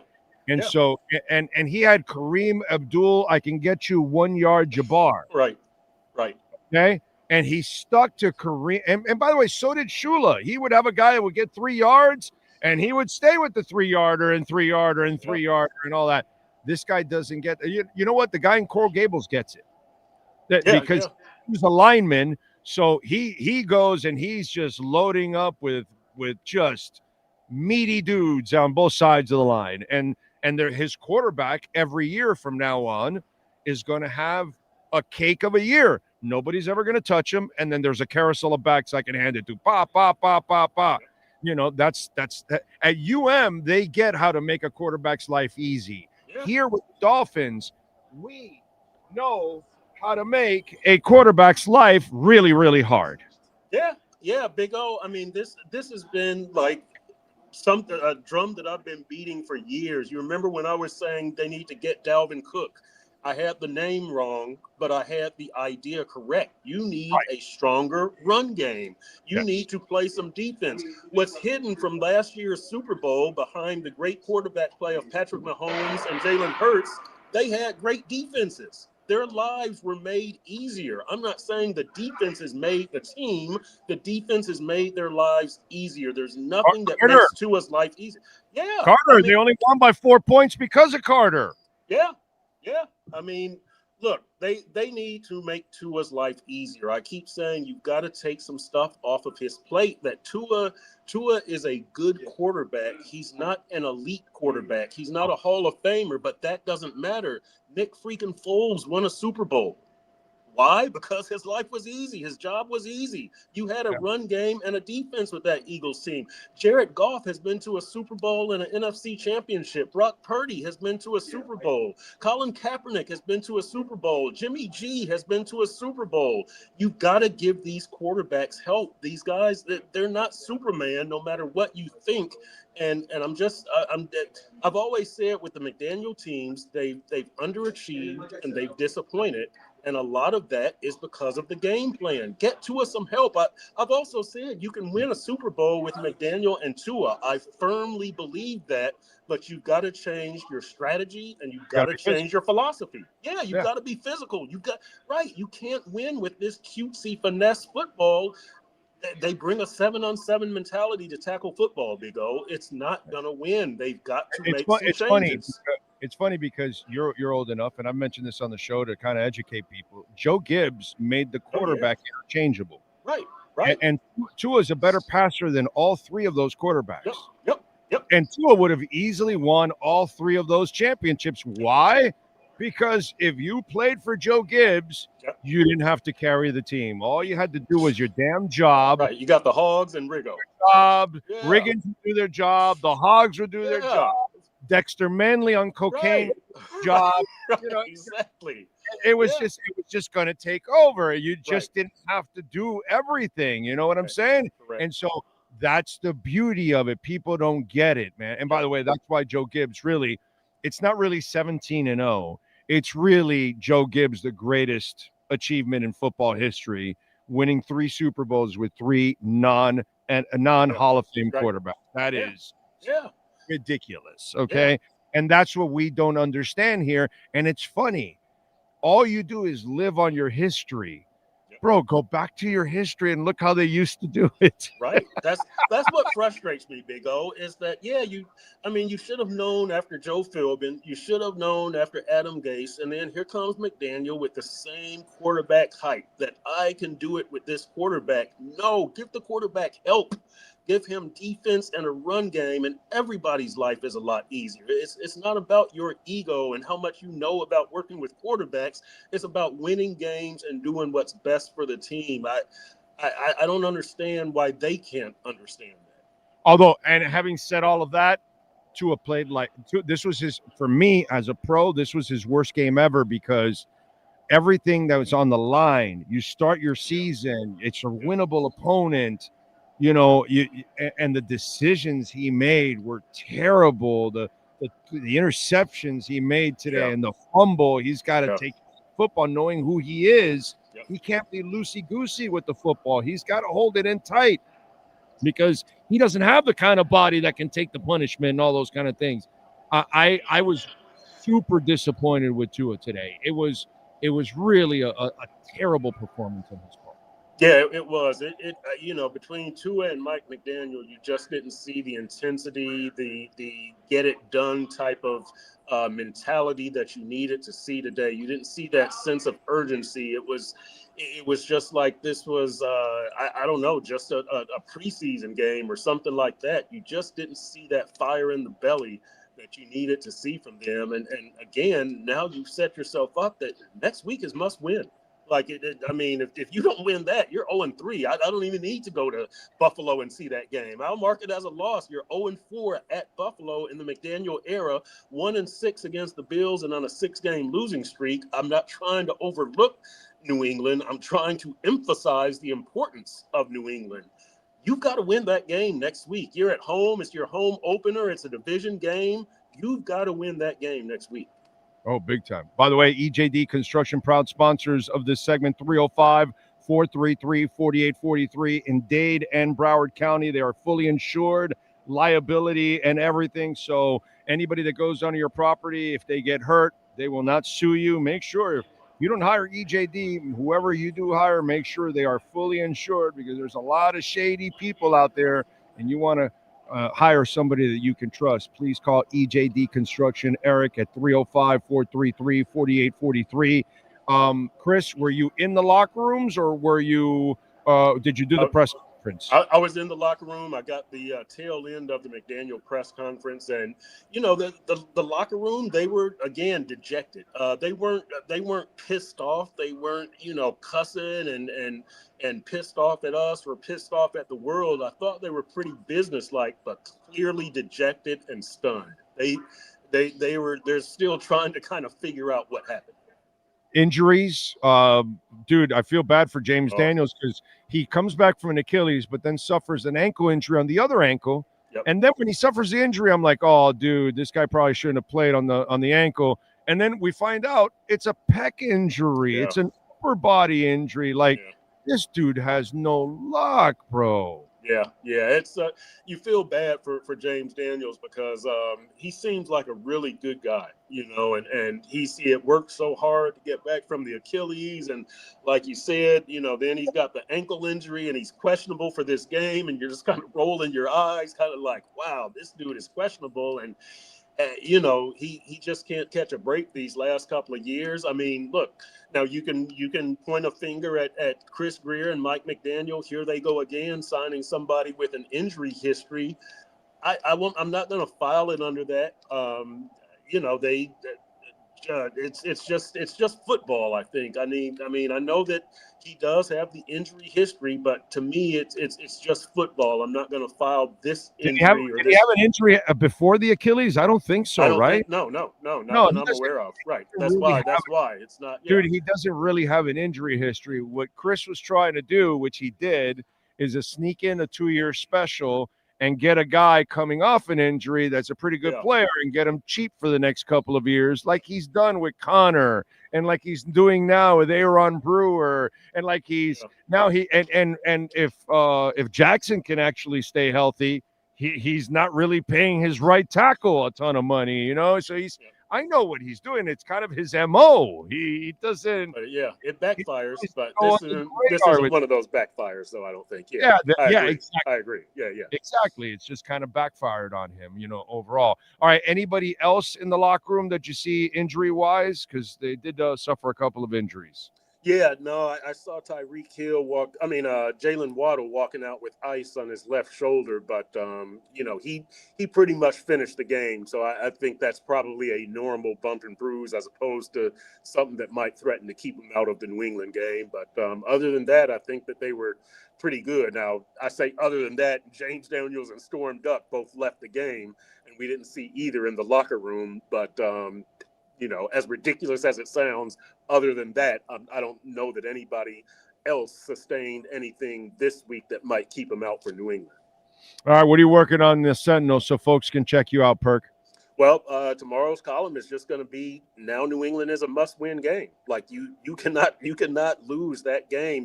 There's no style points or anything like that. You've just got to win, and you've got to take a win and some momentum going up to Buffalo on a Thursday night. 0-3 and Mike McDaniel's seat is going to get really, really hot, really fast. He's fired. You think he's fired after 0-3? Yes, they fired. What happened? I don't know that he's fired. This is what's going to happen. He's on the hot seat now. He's on double secret probation after he loses to New England. And then they're not going to replace and put Weaver in a short week. So they'll let him sacrifice the lamb for Buffalo say, okay, well, we made a mistake on the extension. We're moving on. We're going to start with Weaver. You get the Jets after that, though. You get the Jets after that. I mean, the first I don't know what 8 games. When do they the Baltimore, Buffalo, Washington starts in week 9, I believe. You've got to give McDaniel now 0-4. You're done. 1-3 is survivable. 0-4. Not with him. Not with Big him. O, I mean, Big O. You keep thinking Spo is coaching this freaking team, dude. I'll tell you what's wrong with you, bro? This ain't Spo. Look, I'm aware. I'm a guy who beats the drum also about their December and January record, their road record, like their record against playoff teams. Matter of fact, I told Steve Holder, who works for ESPN, who used to be at the Miami Herald, I was we had him on Thursday. Good man. I told him, look, you know, Mike McDaniel is 4-16 against playoff teams, so maybe this means that the Colts are going to the playoffs because, you know, they get their clocks cleaned by playoff teams, so maybe you can file that under a loss to a playoff team. But I think you give Mike McDaniel a chance because look, if you're anywhere near 500 going into that Buffalo, I keep getting the order mixed up, Baltimore, Buffalo, Washington trio, then you know you've still got a chance. But if you're like 2 or 3 games below 500 going into that trio of games, you know, you got to figure you'll probably lose 2 of those games, and you might as well get them out before that. But if you're around 500-ish, maybe you have something going. Maybe you can win 2 of those 3 games, and maybe you're still alive going into December. But yeah, he's next week in the 1 week at a time world. Next week is already a nearly must-win game. Do you have one positive out of this game? Ooh, boy. Yeah, it's only 1 of 17. Honestly. I mean, it's only 1 of 17. Is that really? But look. Wait, hold on a second. I have 16 more of these? Very nice, Big O. Very nice. Very nice. I didn't see that coming. Good 35 work. years, baby. 35 years. Good work. Spin it and spin it. That's right, baby. That's right. Good work. It's all about. You. All right, Yeah. follow him on Twitter at Chris Perk. Hey, let me say this. I met Eric of EJD at training camp. Good man. Glad that I'm able to do his segment. He's a good man, so it was good to get a face-to-face with him. Yeah. Great man. He's such a great dude. And, dude, he's such a hardcore Dolphins He's a fan. Yes, he is hardcore. He's good guy. effing hurting right now. I bet he is. And he's supported us on the show for many, many years now. So very grateful for Eric and EJD Construction, man. So thank you for the segment as always. Yep. We will catch up next week. Let's hope for some good news, my brother. Yes, sir. All right, Big O. Thank you, Chris. Appreciate you. All right, EJD Construction, folks. Listen, whatever you're looking for, some kind of an extension to your home, you need a new roof, whatever it is you need to do, custom work, you want a TV coming out of the walls, whatever it is, dude, you need to do, they can do it for you. 305-433-4843. Homes only, no condos. Call my guy Eric at EJD Construction, 305-433-4843. You've been listening to the EJDconstruction.com. You've been listening to the EJDconstruction.com Miami Dolphins post-game report with the Sun Sentinel's Chris Perkins. For additions, home remodeling, and custom work, call Eric at 305-433-4843.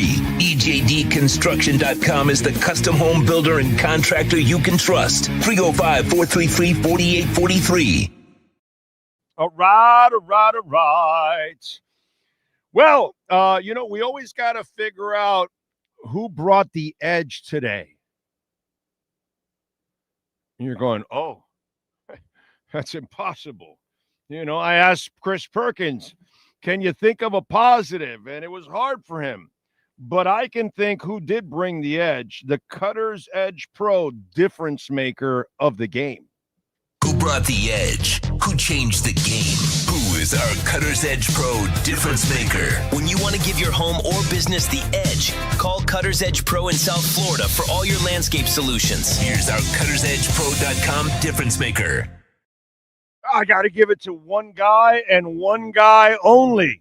The ultimate difference maker in today's game was your quarterback, Tua Tagovailoa. He was our Cutter's Edge Pro difference maker of the game. He really brought an absolutely shitty edge.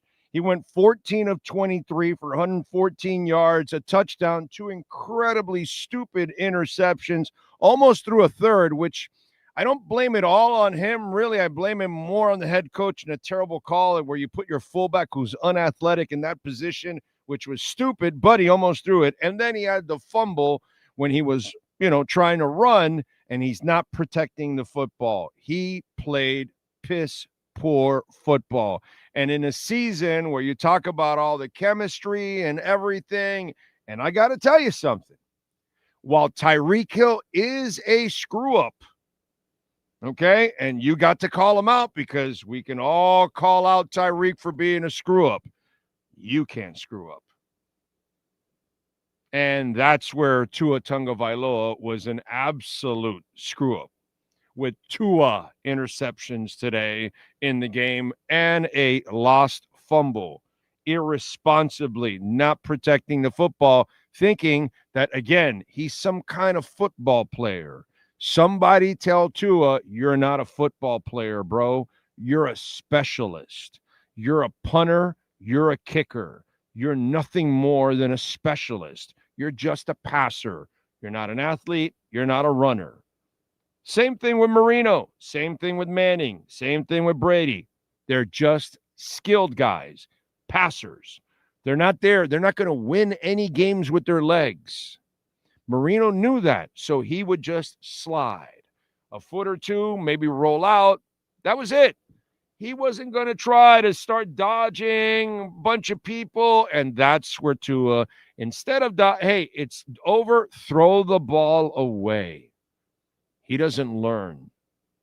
And so then that's how you get, look, when that unblocked guy came around and sacked his ass, that's not his fault. That guy was untouched and completely blindsided Tua. Thank the Lord he didn't suffer a concussion there and was, got hurt. But Tua Tagovailoa, I got to tell you, is our Cutter's Edge Pro, or the Cutter's Edge Pro difference maker of the game, because my God, the Dolphins didn't have a chance anyway with the way their defense played, the offensive line, the running game, the way the coach played and all that. But they certainly did not stand a chance if your quarterback's going to be part of 3 turnovers, all right? If you're looking for difference makers for your home, your business, call our friends at Cutter's Edge Pro. They do the full landscape design for you. They do it all, outdoor lighting, irrigation, artificial grass. I'm telling you, and by the way, it increases the value of your home. And if you put enough greenery around your home, a lot of people, they actually surround their home with a lot of trees. And then what happens is the trees end up absorbing a lot of that heat. And if you have a lot in your backyard, the temperature of your backyard drops because you're under shade. And then the walls of your home aren't absorbing that heat because the trees on the side are. And all of a sudden, your AC works less. It's a beautiful thing, man. Landscaping can help you for the looks, for the value, for the energy, for the lifestyle. It really helps in so many different ways. And if you have dogs like I do, artificial turf is the best. They do it all from Dade, Broward, and Palm Beach counties. Call my friend William Quigley. They know how to get it done. 954-472-0622. Take it from somebody who has a nice little oasis in the backyard, thanks to the great people at Cutter's Edge Pro. And we thank Tua Tagovailoa for his boneheaded plays, as he is our Cutter's Edge Pro difference maker of the game. The Cutter's Edge Pro difference maker is brought to you by Cutter'sEdgePro.com, servicing HOAs, condominiums, townhomes, commercial properties, corporate parks, malls throughout South Florida. Cutter'sEdgePro.com, providing South Floridians the edge every day of the year. All right. Let's do it now. Let's switch gears. Let's talk to a man that is fresh from the locker room and the press conferences. David Furones in our Welt and Rheaume Miami Dolphins report. All rise, football fans, as the Welt and Rheaume Miami Dolphins report with David Furones is in session. Welt and Rheaume has more than 62 years of litigation experience handling insurance disputes. They are committed to resolving even the toughest insurance claims quickly. Call them for a free consultation. 954-966-4646. Here's Miami Dolphins insider David Furones. All right, my brother. How you hanging in there? You hanging in there all right? Oh, I'm really hanging all the way up here. I'm right up at the rafters here. I just found a little skybox area to pivot. I said, oh, let me turn it this way. I could just I'm in the rafters high above Lucas Oil Stadium. I like it. Good stuff. I just wish we had a win. First of all, talk to me about the Tua press conference that is freaking everybody out. What did Tua say?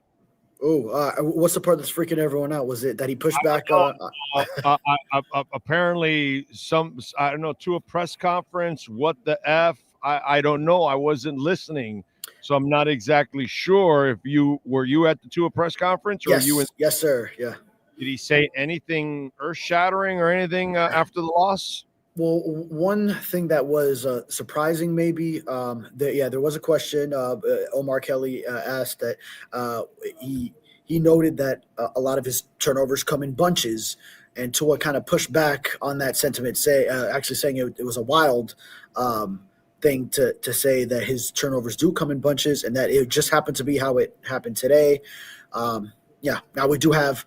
Kind of one of Tua's last poor performances was that Houston Texans game toward the end of last season, where their turnover certainly came in bunches in that one as well on the road against an AFC South team. I mean, is it just something that's happening recently? I mean, I feel like there have been a lot of times when he has bounced back from interceptions, and it's not like, So, but there's maybe no. it's that. I think the thing is, I think we're all looking at it going, the mistakes were terrible. Yeah. It wasn't like the defenders make great put it this way. I'll give you an example. He almost threw a third interception.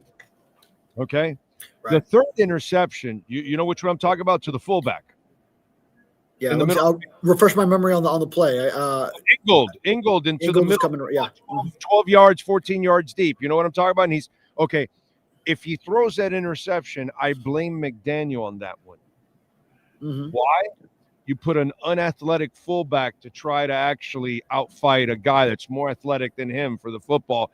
That's not what Ingold does, bro. Oh, yes, the one that he broke up. It was basically to the defender, but Ingold kind of broke it up as he was crossing. Yeah, because you were expecting Ingold to be at a spot.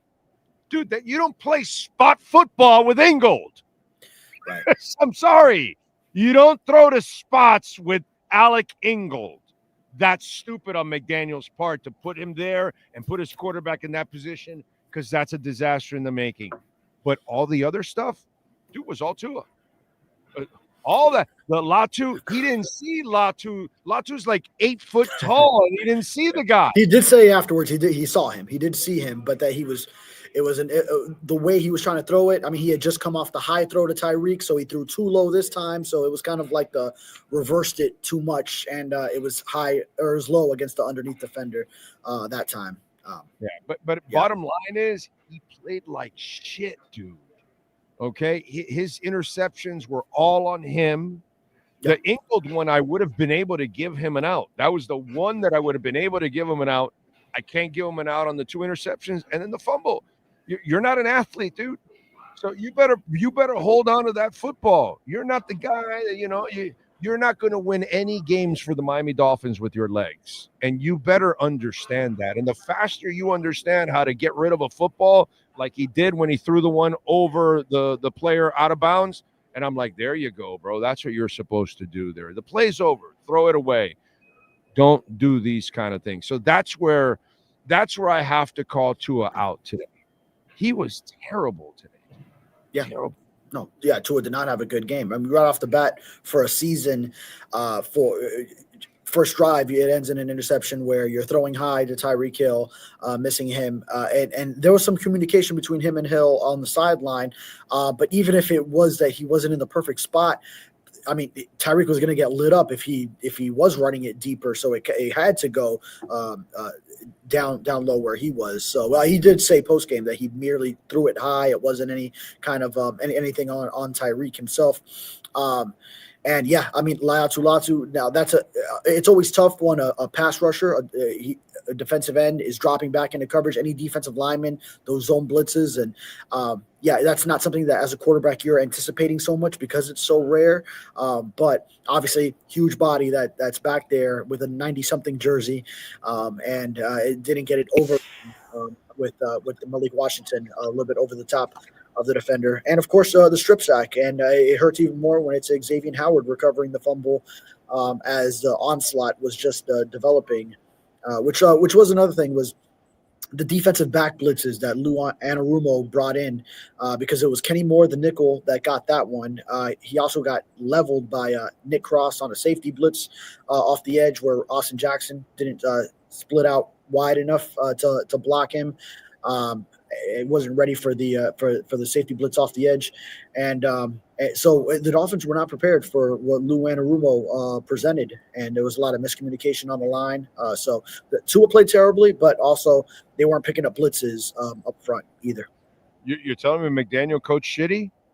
Wow, dude, I'm really shocked that he was a shitty coach. That he couldn't counter, that he didn't know what to do. Let me ask you something. After all the Ollie stuff and power running, and you have a quarterback that's non-athletic, he really needs a running game. That's the way you're going to maximize him. Talk to me, bro. What happened? What happened with all of that? Yeah, for 2 carries for 4 yards for Ollie Gordon. I would have wanted him to be kind of a focal point. Now, I mean, Devon Achane also, he only rushed 7 times in his own right. It was short possessions. Once you get behind so many points, that was the thing. The problem is from the get-go, you didn't commit.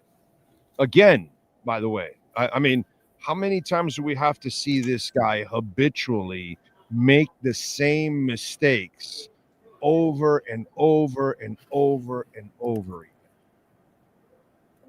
Yeah, I mean, to see it start a new season that way, I'm with you, Big O. I mean, there's no excuse for McDaniel on this one. I love it. Yeah.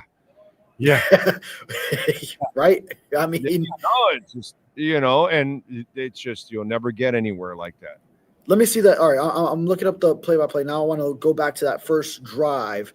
So they did start with a run. So they got 9.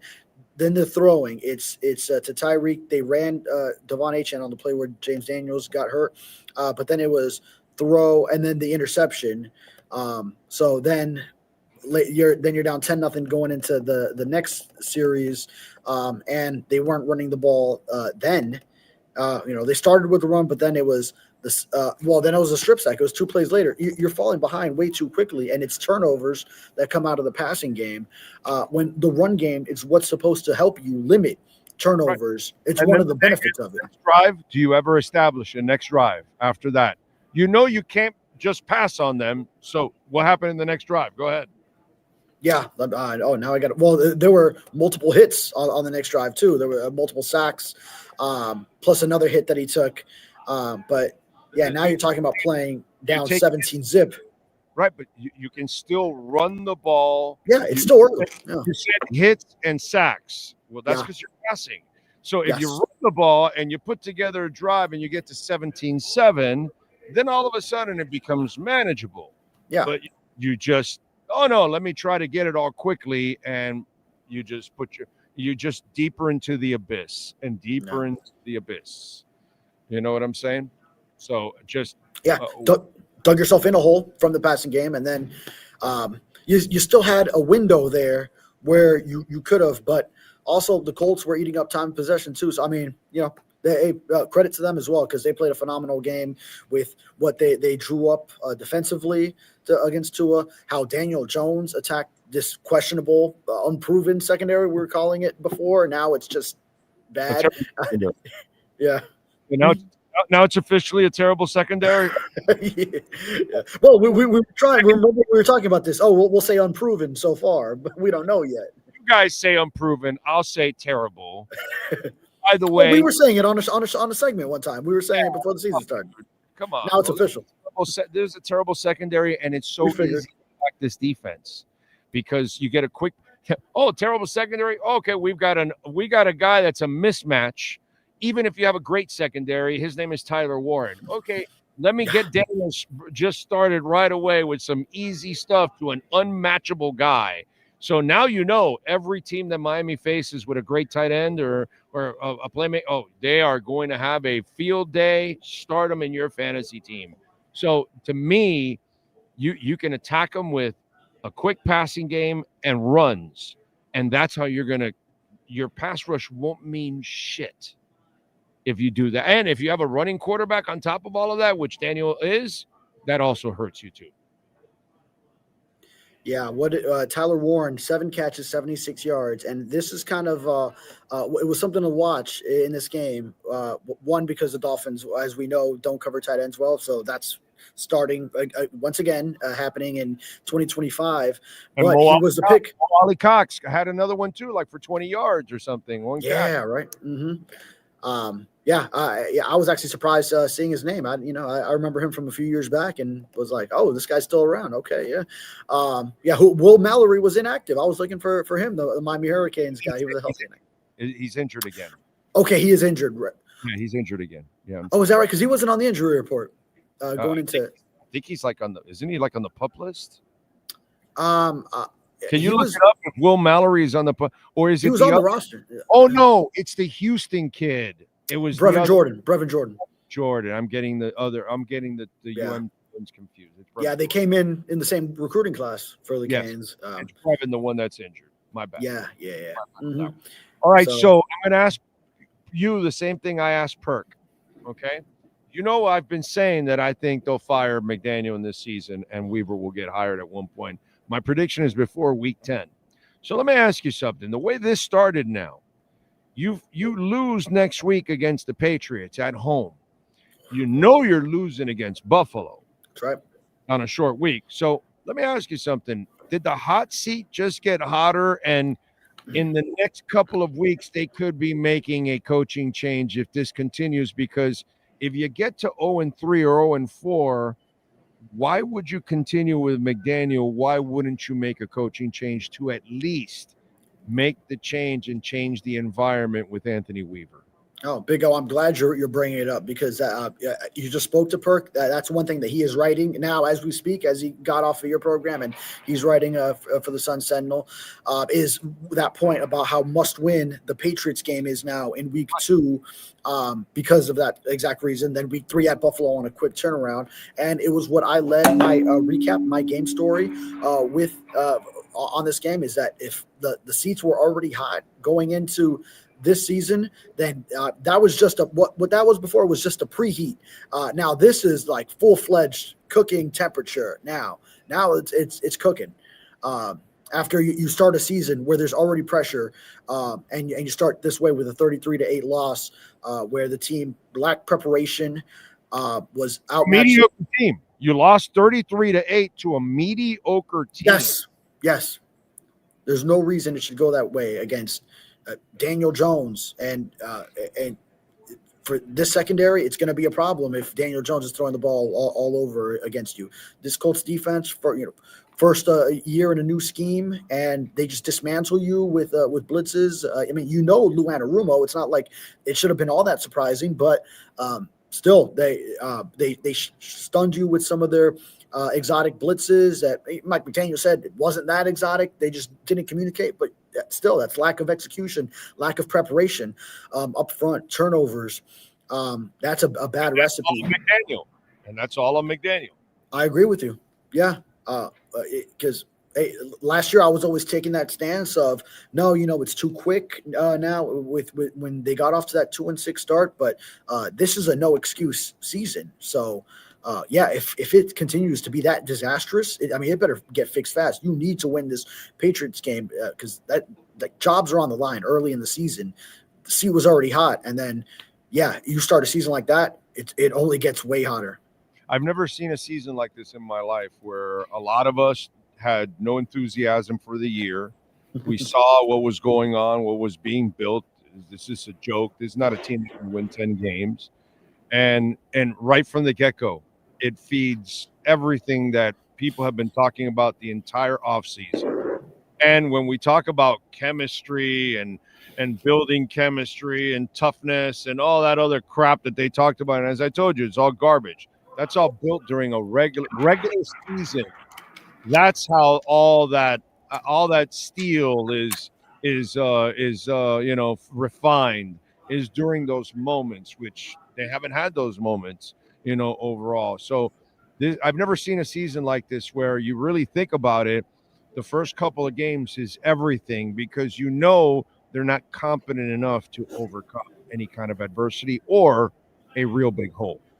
Yeah, and early in that first half, because we talked about all offseason, Tyreek Hill is behaving well, right? Well, we wanted to see what would happen when adversity struck, and there was a moment caught by the cameras where he was visibly frustrated and, obviously yapping on the sideline. Obviously, it comes from a sense of passion and wanting to be better and do better. So I don't think it was. It's something that over blew up. It's not to that point, but things like that keep happening, and eventually, it's just a ticking time bomb. That's what I'm afraid of. That's why I think that if you could get them traded by that trading deadline, at least you pick up something in return. But you're going to need to get him involved and keep him somewhat happy till you get there. And when I saw that, I was like, whoa, he's got to know he can't lose it. He's got to know that he's got to keep his composure so he has a chance to get traded off the team. See, right now, Tyreek Hill is in the position most Marlins players are in. They're all hanging around and they do their interviews with people and all, but within their own inner circles, they're all trying to play their way off the team. And the only way you get out of the Marlins is by playing really well to the point that they can't afford to pay you. And then you can get the hell out. So that's what Tyreek is. He's kind of like a Marlins player.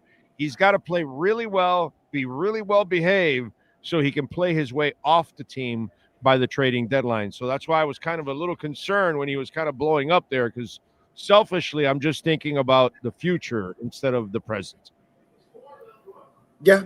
No, I mean, ticking time bomb, like I said. But yeah, I guess he does have to also consider the trade possibilities. And now it becomes sort of a more realistic thing. It's something that you just talk about, like, okay, it could get there, but with a loss in this game where maybe a toss-up game according to the books, but one that the Dolphins needed to have, just like the Colts probably looked at it the same way. And then if it happens again with the Patriots at home in a home opener, and then you have the Buffalo week 3, then the clock is ticking at that point. And an 0-3 start where people already came in, the Dolphins brass already came in on the hot seat, then Tyreek Hill is not exempt from that. I would look for a Tyreek Hill trade at or before near the deadline to develop at that point in time. So it starts with week 2. Hey, let's not get ahead of ourselves. If they win week 2 in a home opener, then all right, back to 1-1. You're not looking that far into things, but that's a game where if it goes that route, then you're starting to really look at all those other things. Yeah, and listen, as for McDaniel getting fired, I think if you're the team, and I've tried to explain this before you came on, okay, Ross is not selling, bro. You can forget about that. The family's going to keep it. The thing pumps money, bro. Concerts, hospital, practice facility, Jazz in the Gardens, Rolling Loud, F1 Ray. That thing prints money, bro. That family would never let that go. You know what I'm saying? So you can forget about all of that. Okay, so Ross not selling. You're not cutting or trading Tua. You're stuck with him fiscally for 2 more years. Okay, so that's not happening either. Okay? Oh, you want Greer fired? Okay, great. Not going to happen either. If they ever make personnel changes, as you know, now that you've been part of this business, it's at the end of the year.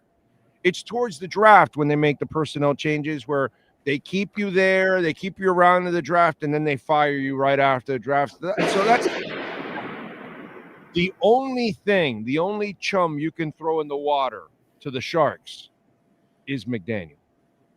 And you have Weaver in the wings, plus Bevel can run the offense, has experience, okay, and has maybe a more run-oriented style from his coaching and his prior stops, which I think is beneficial more to Tua than what McDaniel does. So if there's something that can appease people for a little bit, that's the one move that you can make in the next couple of weeks if things go awry, because logically, would you agree with me? That's one of the four things that can really only happen. The other three, there's no chance any of them are happening right now. And sorry, you are saying, is this the Anthony Weaver part of it? Yeah. You bring Weaver. You could fire McDaniel, but there's no chance Greer gets fired now. There's no chance Ross sells, and there's no chance Tua gets traded. So those other three things, there's no chance those are going to happen. The one thing that could appease people out there is if you lose the next week or two, I think you'll get people at least to feel a little better about the team if you do fire McDaniel. That's my point. That's all I'm saying. Yeah, I mean, if it gets to such a spot, then I think the fan base will certainly be fed up at that point with McDaniel. And then you do look at, yes, you do have the strong in-house candidate, a great leader of men in Anthony Weaver as your defensive coordinator. So I think the trickle-down effect would be in that scenario. Anthony Weaver, interim coach, kind of has a chance to audition as someone who's already interviewed for such jobs and titles multiple times, has had head coaching interviews in this league, and would actually get his opportunity. And then you have a linebackers coach in Joe Barry who has previous defensive coordinator experience, so he could slide into that role. Austin Clark, I think, is a really good defensive line coach who has done a tremendous job with like Zach Sealer, already starting off with Kenneth Grant. Obviously had Christian Wilkins under his belt for a long time. I mean, he's a candidate as well. But Joe Barry is a guy who's done it before, was just with the Packers as defensive coordinator before he joined the Dolphins as linebackers coach. So that would kind of just be a natural just the hierarchy of how I could see it playing out, where you fill the other jobs as you make that move in that scenario, which would still take several more losses, especially if they're in quick succession, like week 2, Sunday home against the Patriots, and the following Thursday night against the Bills. Yeah, I think you fire him right after the Bills. You have a long weekend there. Right. If 0-3 after the Buffalo. Right. You got 10 days, make the switch there. And move on, because at 0-3, your season's done, dude. It's done. It's over. That guy's not bailing you out. Sorry, not that guy. If you tell me it's Eric Spoelstra, okay. You tell me it's Don Shula at 0-3, I'm not giving up with Shula. Not with that guy. That guy's not getting it. By the way, Welton Rayom will get it done. Bankruptcy, homeowner property damage, condo damage, criminal defense, business owner claims, commercial litigation, personal injury, 954-966-4646. And we are in storm season here in Florida. So just in case it's a torrential downpour or some wind, you know that you can cause roof damage starting at 40 miles an hour. 954-966-4646. They have their own adjusters. So never call the insurance companies, because then they send their adjusters, and their adjusters work for the insurance company, not for you. You call Welton Rayom, they see you got a case, they send down the adjusters, and then they call the insurance company on your behalf, and you never have to deal with the insurance company. Beautiful. 954-966-4646. All right, David, what are you working on there in the South Florida Sun Sentinel so Dolphin fans can check you out as we head into Patriot Week? Yeah, have a bunch of stories up from today's game, updates on James Daniels, who got hurt in this game, left early with the pectoral after he was already dealing with an ankle injury that he came in and played as he was questionable, only lasted 3 snaps, hurting his pec. And then now another ankle for Storm Duck now as he exits. So the news on that. Obviously, all the reaction and to this crushing Dolphins defeat. Noting how, yes, the seat is only getting hotter for Mike McDaniel and Chris Greer in my coverage. And I also have a file that just went up on Tua's assessment of the turnovers, as well as McDaniel explaining how those 3 turnovers occurred and led to the downfall of the Dolphins in week 1. Storm playing with web feet. It's hard to move in a lateral sense with that, bro. It's really, so I'm not surprised that he injured his foot there. That web footing stuff just doesn't work. Anyway, follow him on Twitter, David Fuentes _ and catch the work there at the South Florida Sun Sentinel. David, as always, thank you, my brother. We will catch up next week. All right, good talk. There you go. He'll join us on Friday, previewing a little Patriots. And call our guys at Welton Rayom, 954-966-4646.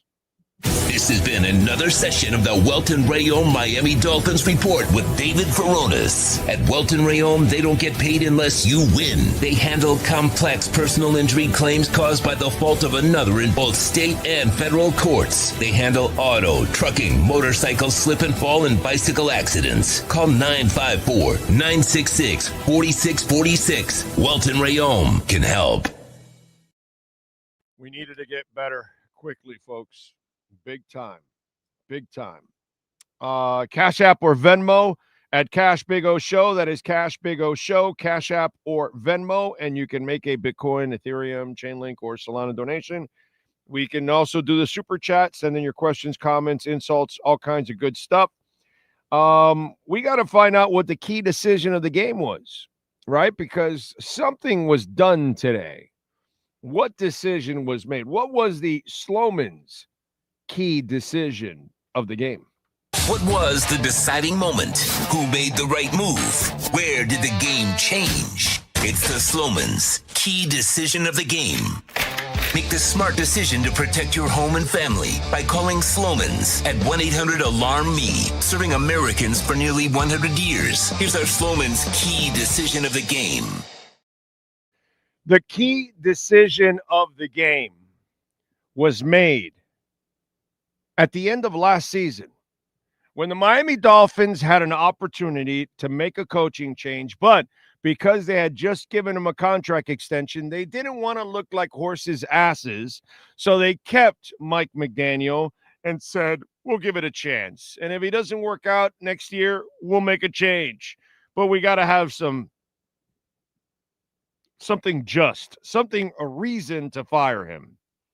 The fact that he has underachieved every year that he's been here wasn't enough. The fact that he should have won 3 to 5 games more last year wasn't enough. And somehow, because everyone got extensions, they had to give him an extension too.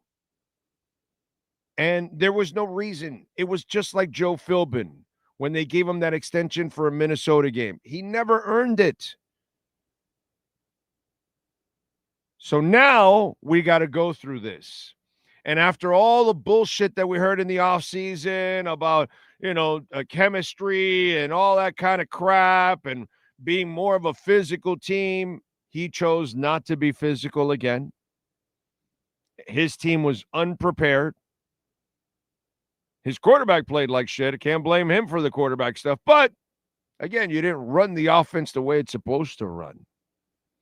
And your team looked unprepared in every way, fashion, and form. The key decision of the game, like it would be for Sloman's, which, by the way, this week, on the 8th, tomorrow, they will nationwide launch their advanced home security and automation platform. It's called ShieldLink. It's more than a security system. ShieldLink offers a comprehensive smart home solution built to enhance safety, intelligence, and convenience for your household. Imagine a home where all your smart devices work together seamlessly and effortlessly. With Sloman's ShieldLink, that vision becomes reality. From a single intuitive app, you can control lights, climate, door locks, music, blinds, TV, just about anything in your home, whether you're on the couch, on your commute, or across the country. Order from Slomans. Go to slomans.com, 1-800-ALARM-ME. Tell them that Big O sent you and get what they don't have with the Miami Dolphins. Because, you know, your Shield link should be your head coach who knows how to run everything, who is dialed into the offense, into the defense, into the special teams, how to get their players involved. And this is a man that doesn't know how to get his players involved.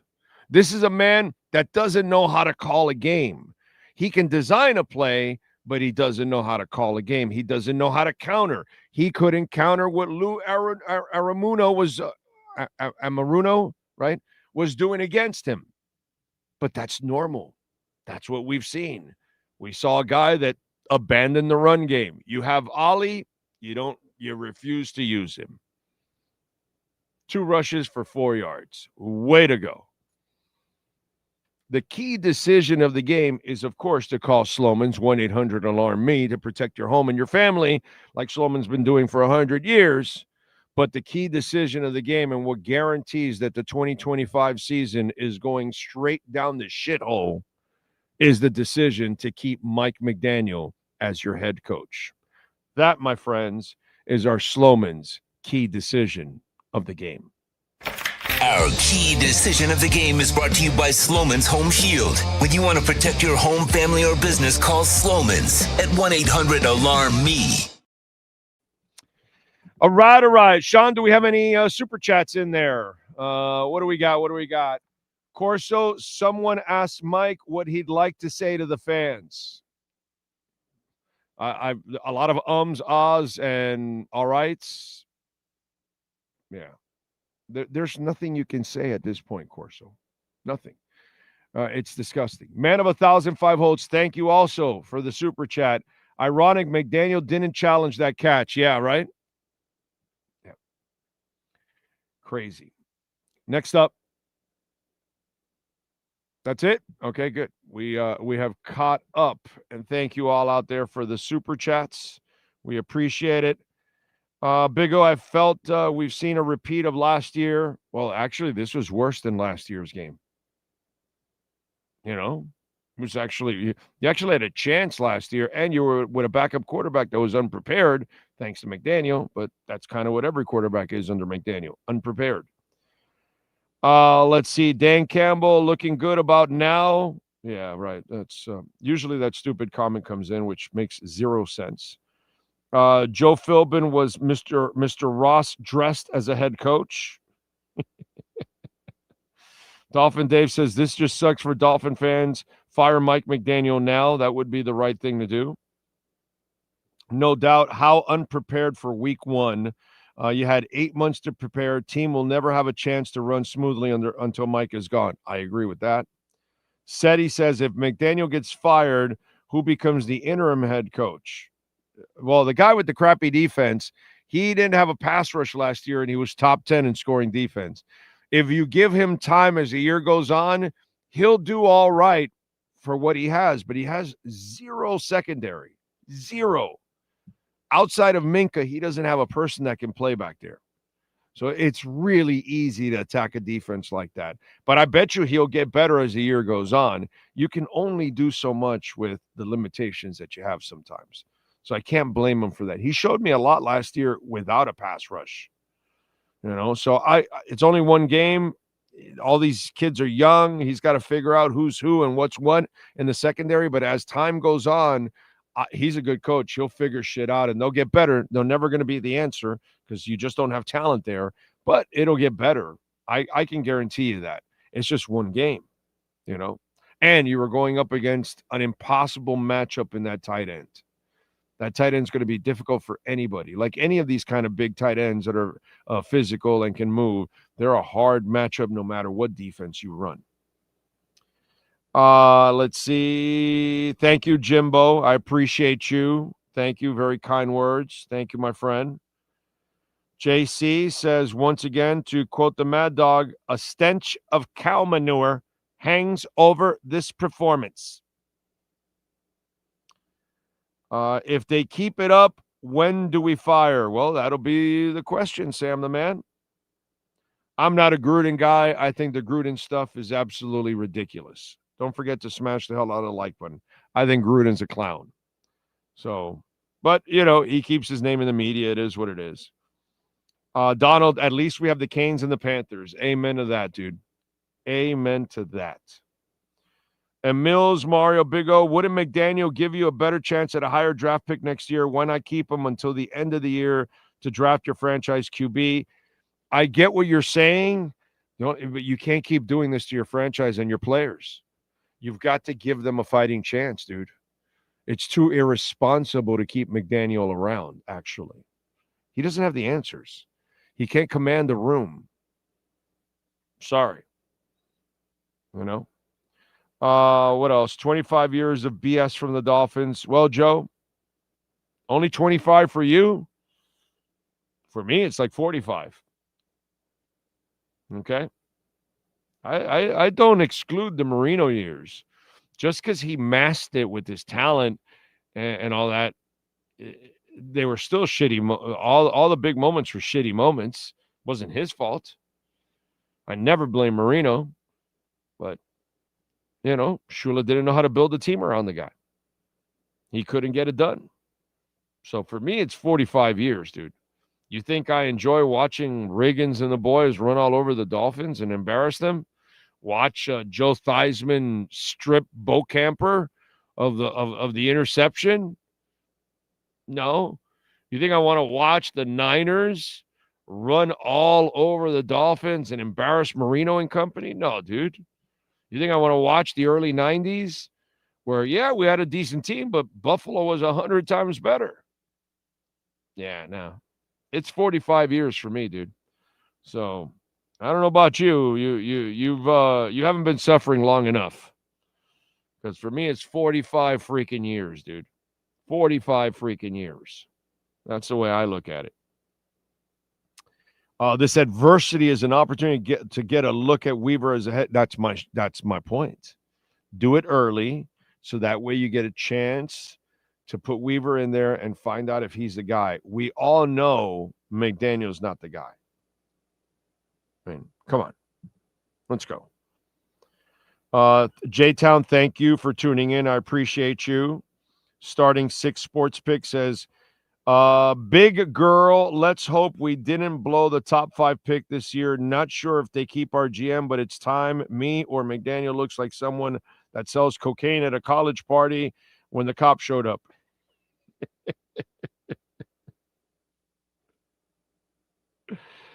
Oh, man. Let's see. Preach it. Oh, been 37 years of my life. Yeah, it's been bad. Yeah, it's bad. It is really bad, unfortunately. And let's hope it gets better next week, because if you lose that game, I mean, they're going to lose to Buffalo anyway. So you don't want to lose the New England game. By the way, what did New England do today, Sean? Did New England win? Have they played? I'm sorry. When I'm doing the Dolphins, I'm like all in on the Dolphins. We are all tied for second place right now at 0-1. Buffalo plays Baltimore tonight. We could still be in first place in the division. Yeah, we still could be first place depending on how Buffalo goes tonight. Yeah, I see it here. We saw it that the Patriots lost. Didn't the Jets win? Oh, no, the Jets lost to the Steelers, 34-32. I haven't looked at any of the scores. I've just been looking. It was a 60-yard late field goal. Okay. All right. There you go. All right. And what are the late games? We've got the Broncos leading the Titans 13-12. We've got the Seahawks leading the Niners 10-7. These are all either early fourth or mid-fourth. Lions and Packers are mid-third, and the Packers are leading the Lions 17-6. Rams leading the Texans 14-9. 8 minutes left in the third. So that's what's going on. Then tonight we got the Ravens and the Bills. I took the Bills +1 in that one. Let's see. Ramsey closed out the game for the Steelers. Did he? All right. I'll go watch some of the highlights. I want to thank – what do you got, Sean? No, I was say, he made the saving tackle on the 4th down. Or no, was it okay. He had a big hit. Yeah, big hit at the end. And The tight end caught a touchdown as well today for the Steelers. Jonnu Smith. Okay. All right. I don't blame those guys. Somebody learned how to use them before week 5 or 6. Yeah, I don't blame them. I blame McDaniel for creating the atmosphere here, and then I blame the owner in the front office for extending him when it was very a Joe Philbin move. There's no reason. All right, folks, we're out of here. We appreciate all of you. Thank you so much for your support. Please hit the like button whenever you're watching or if you're leaving.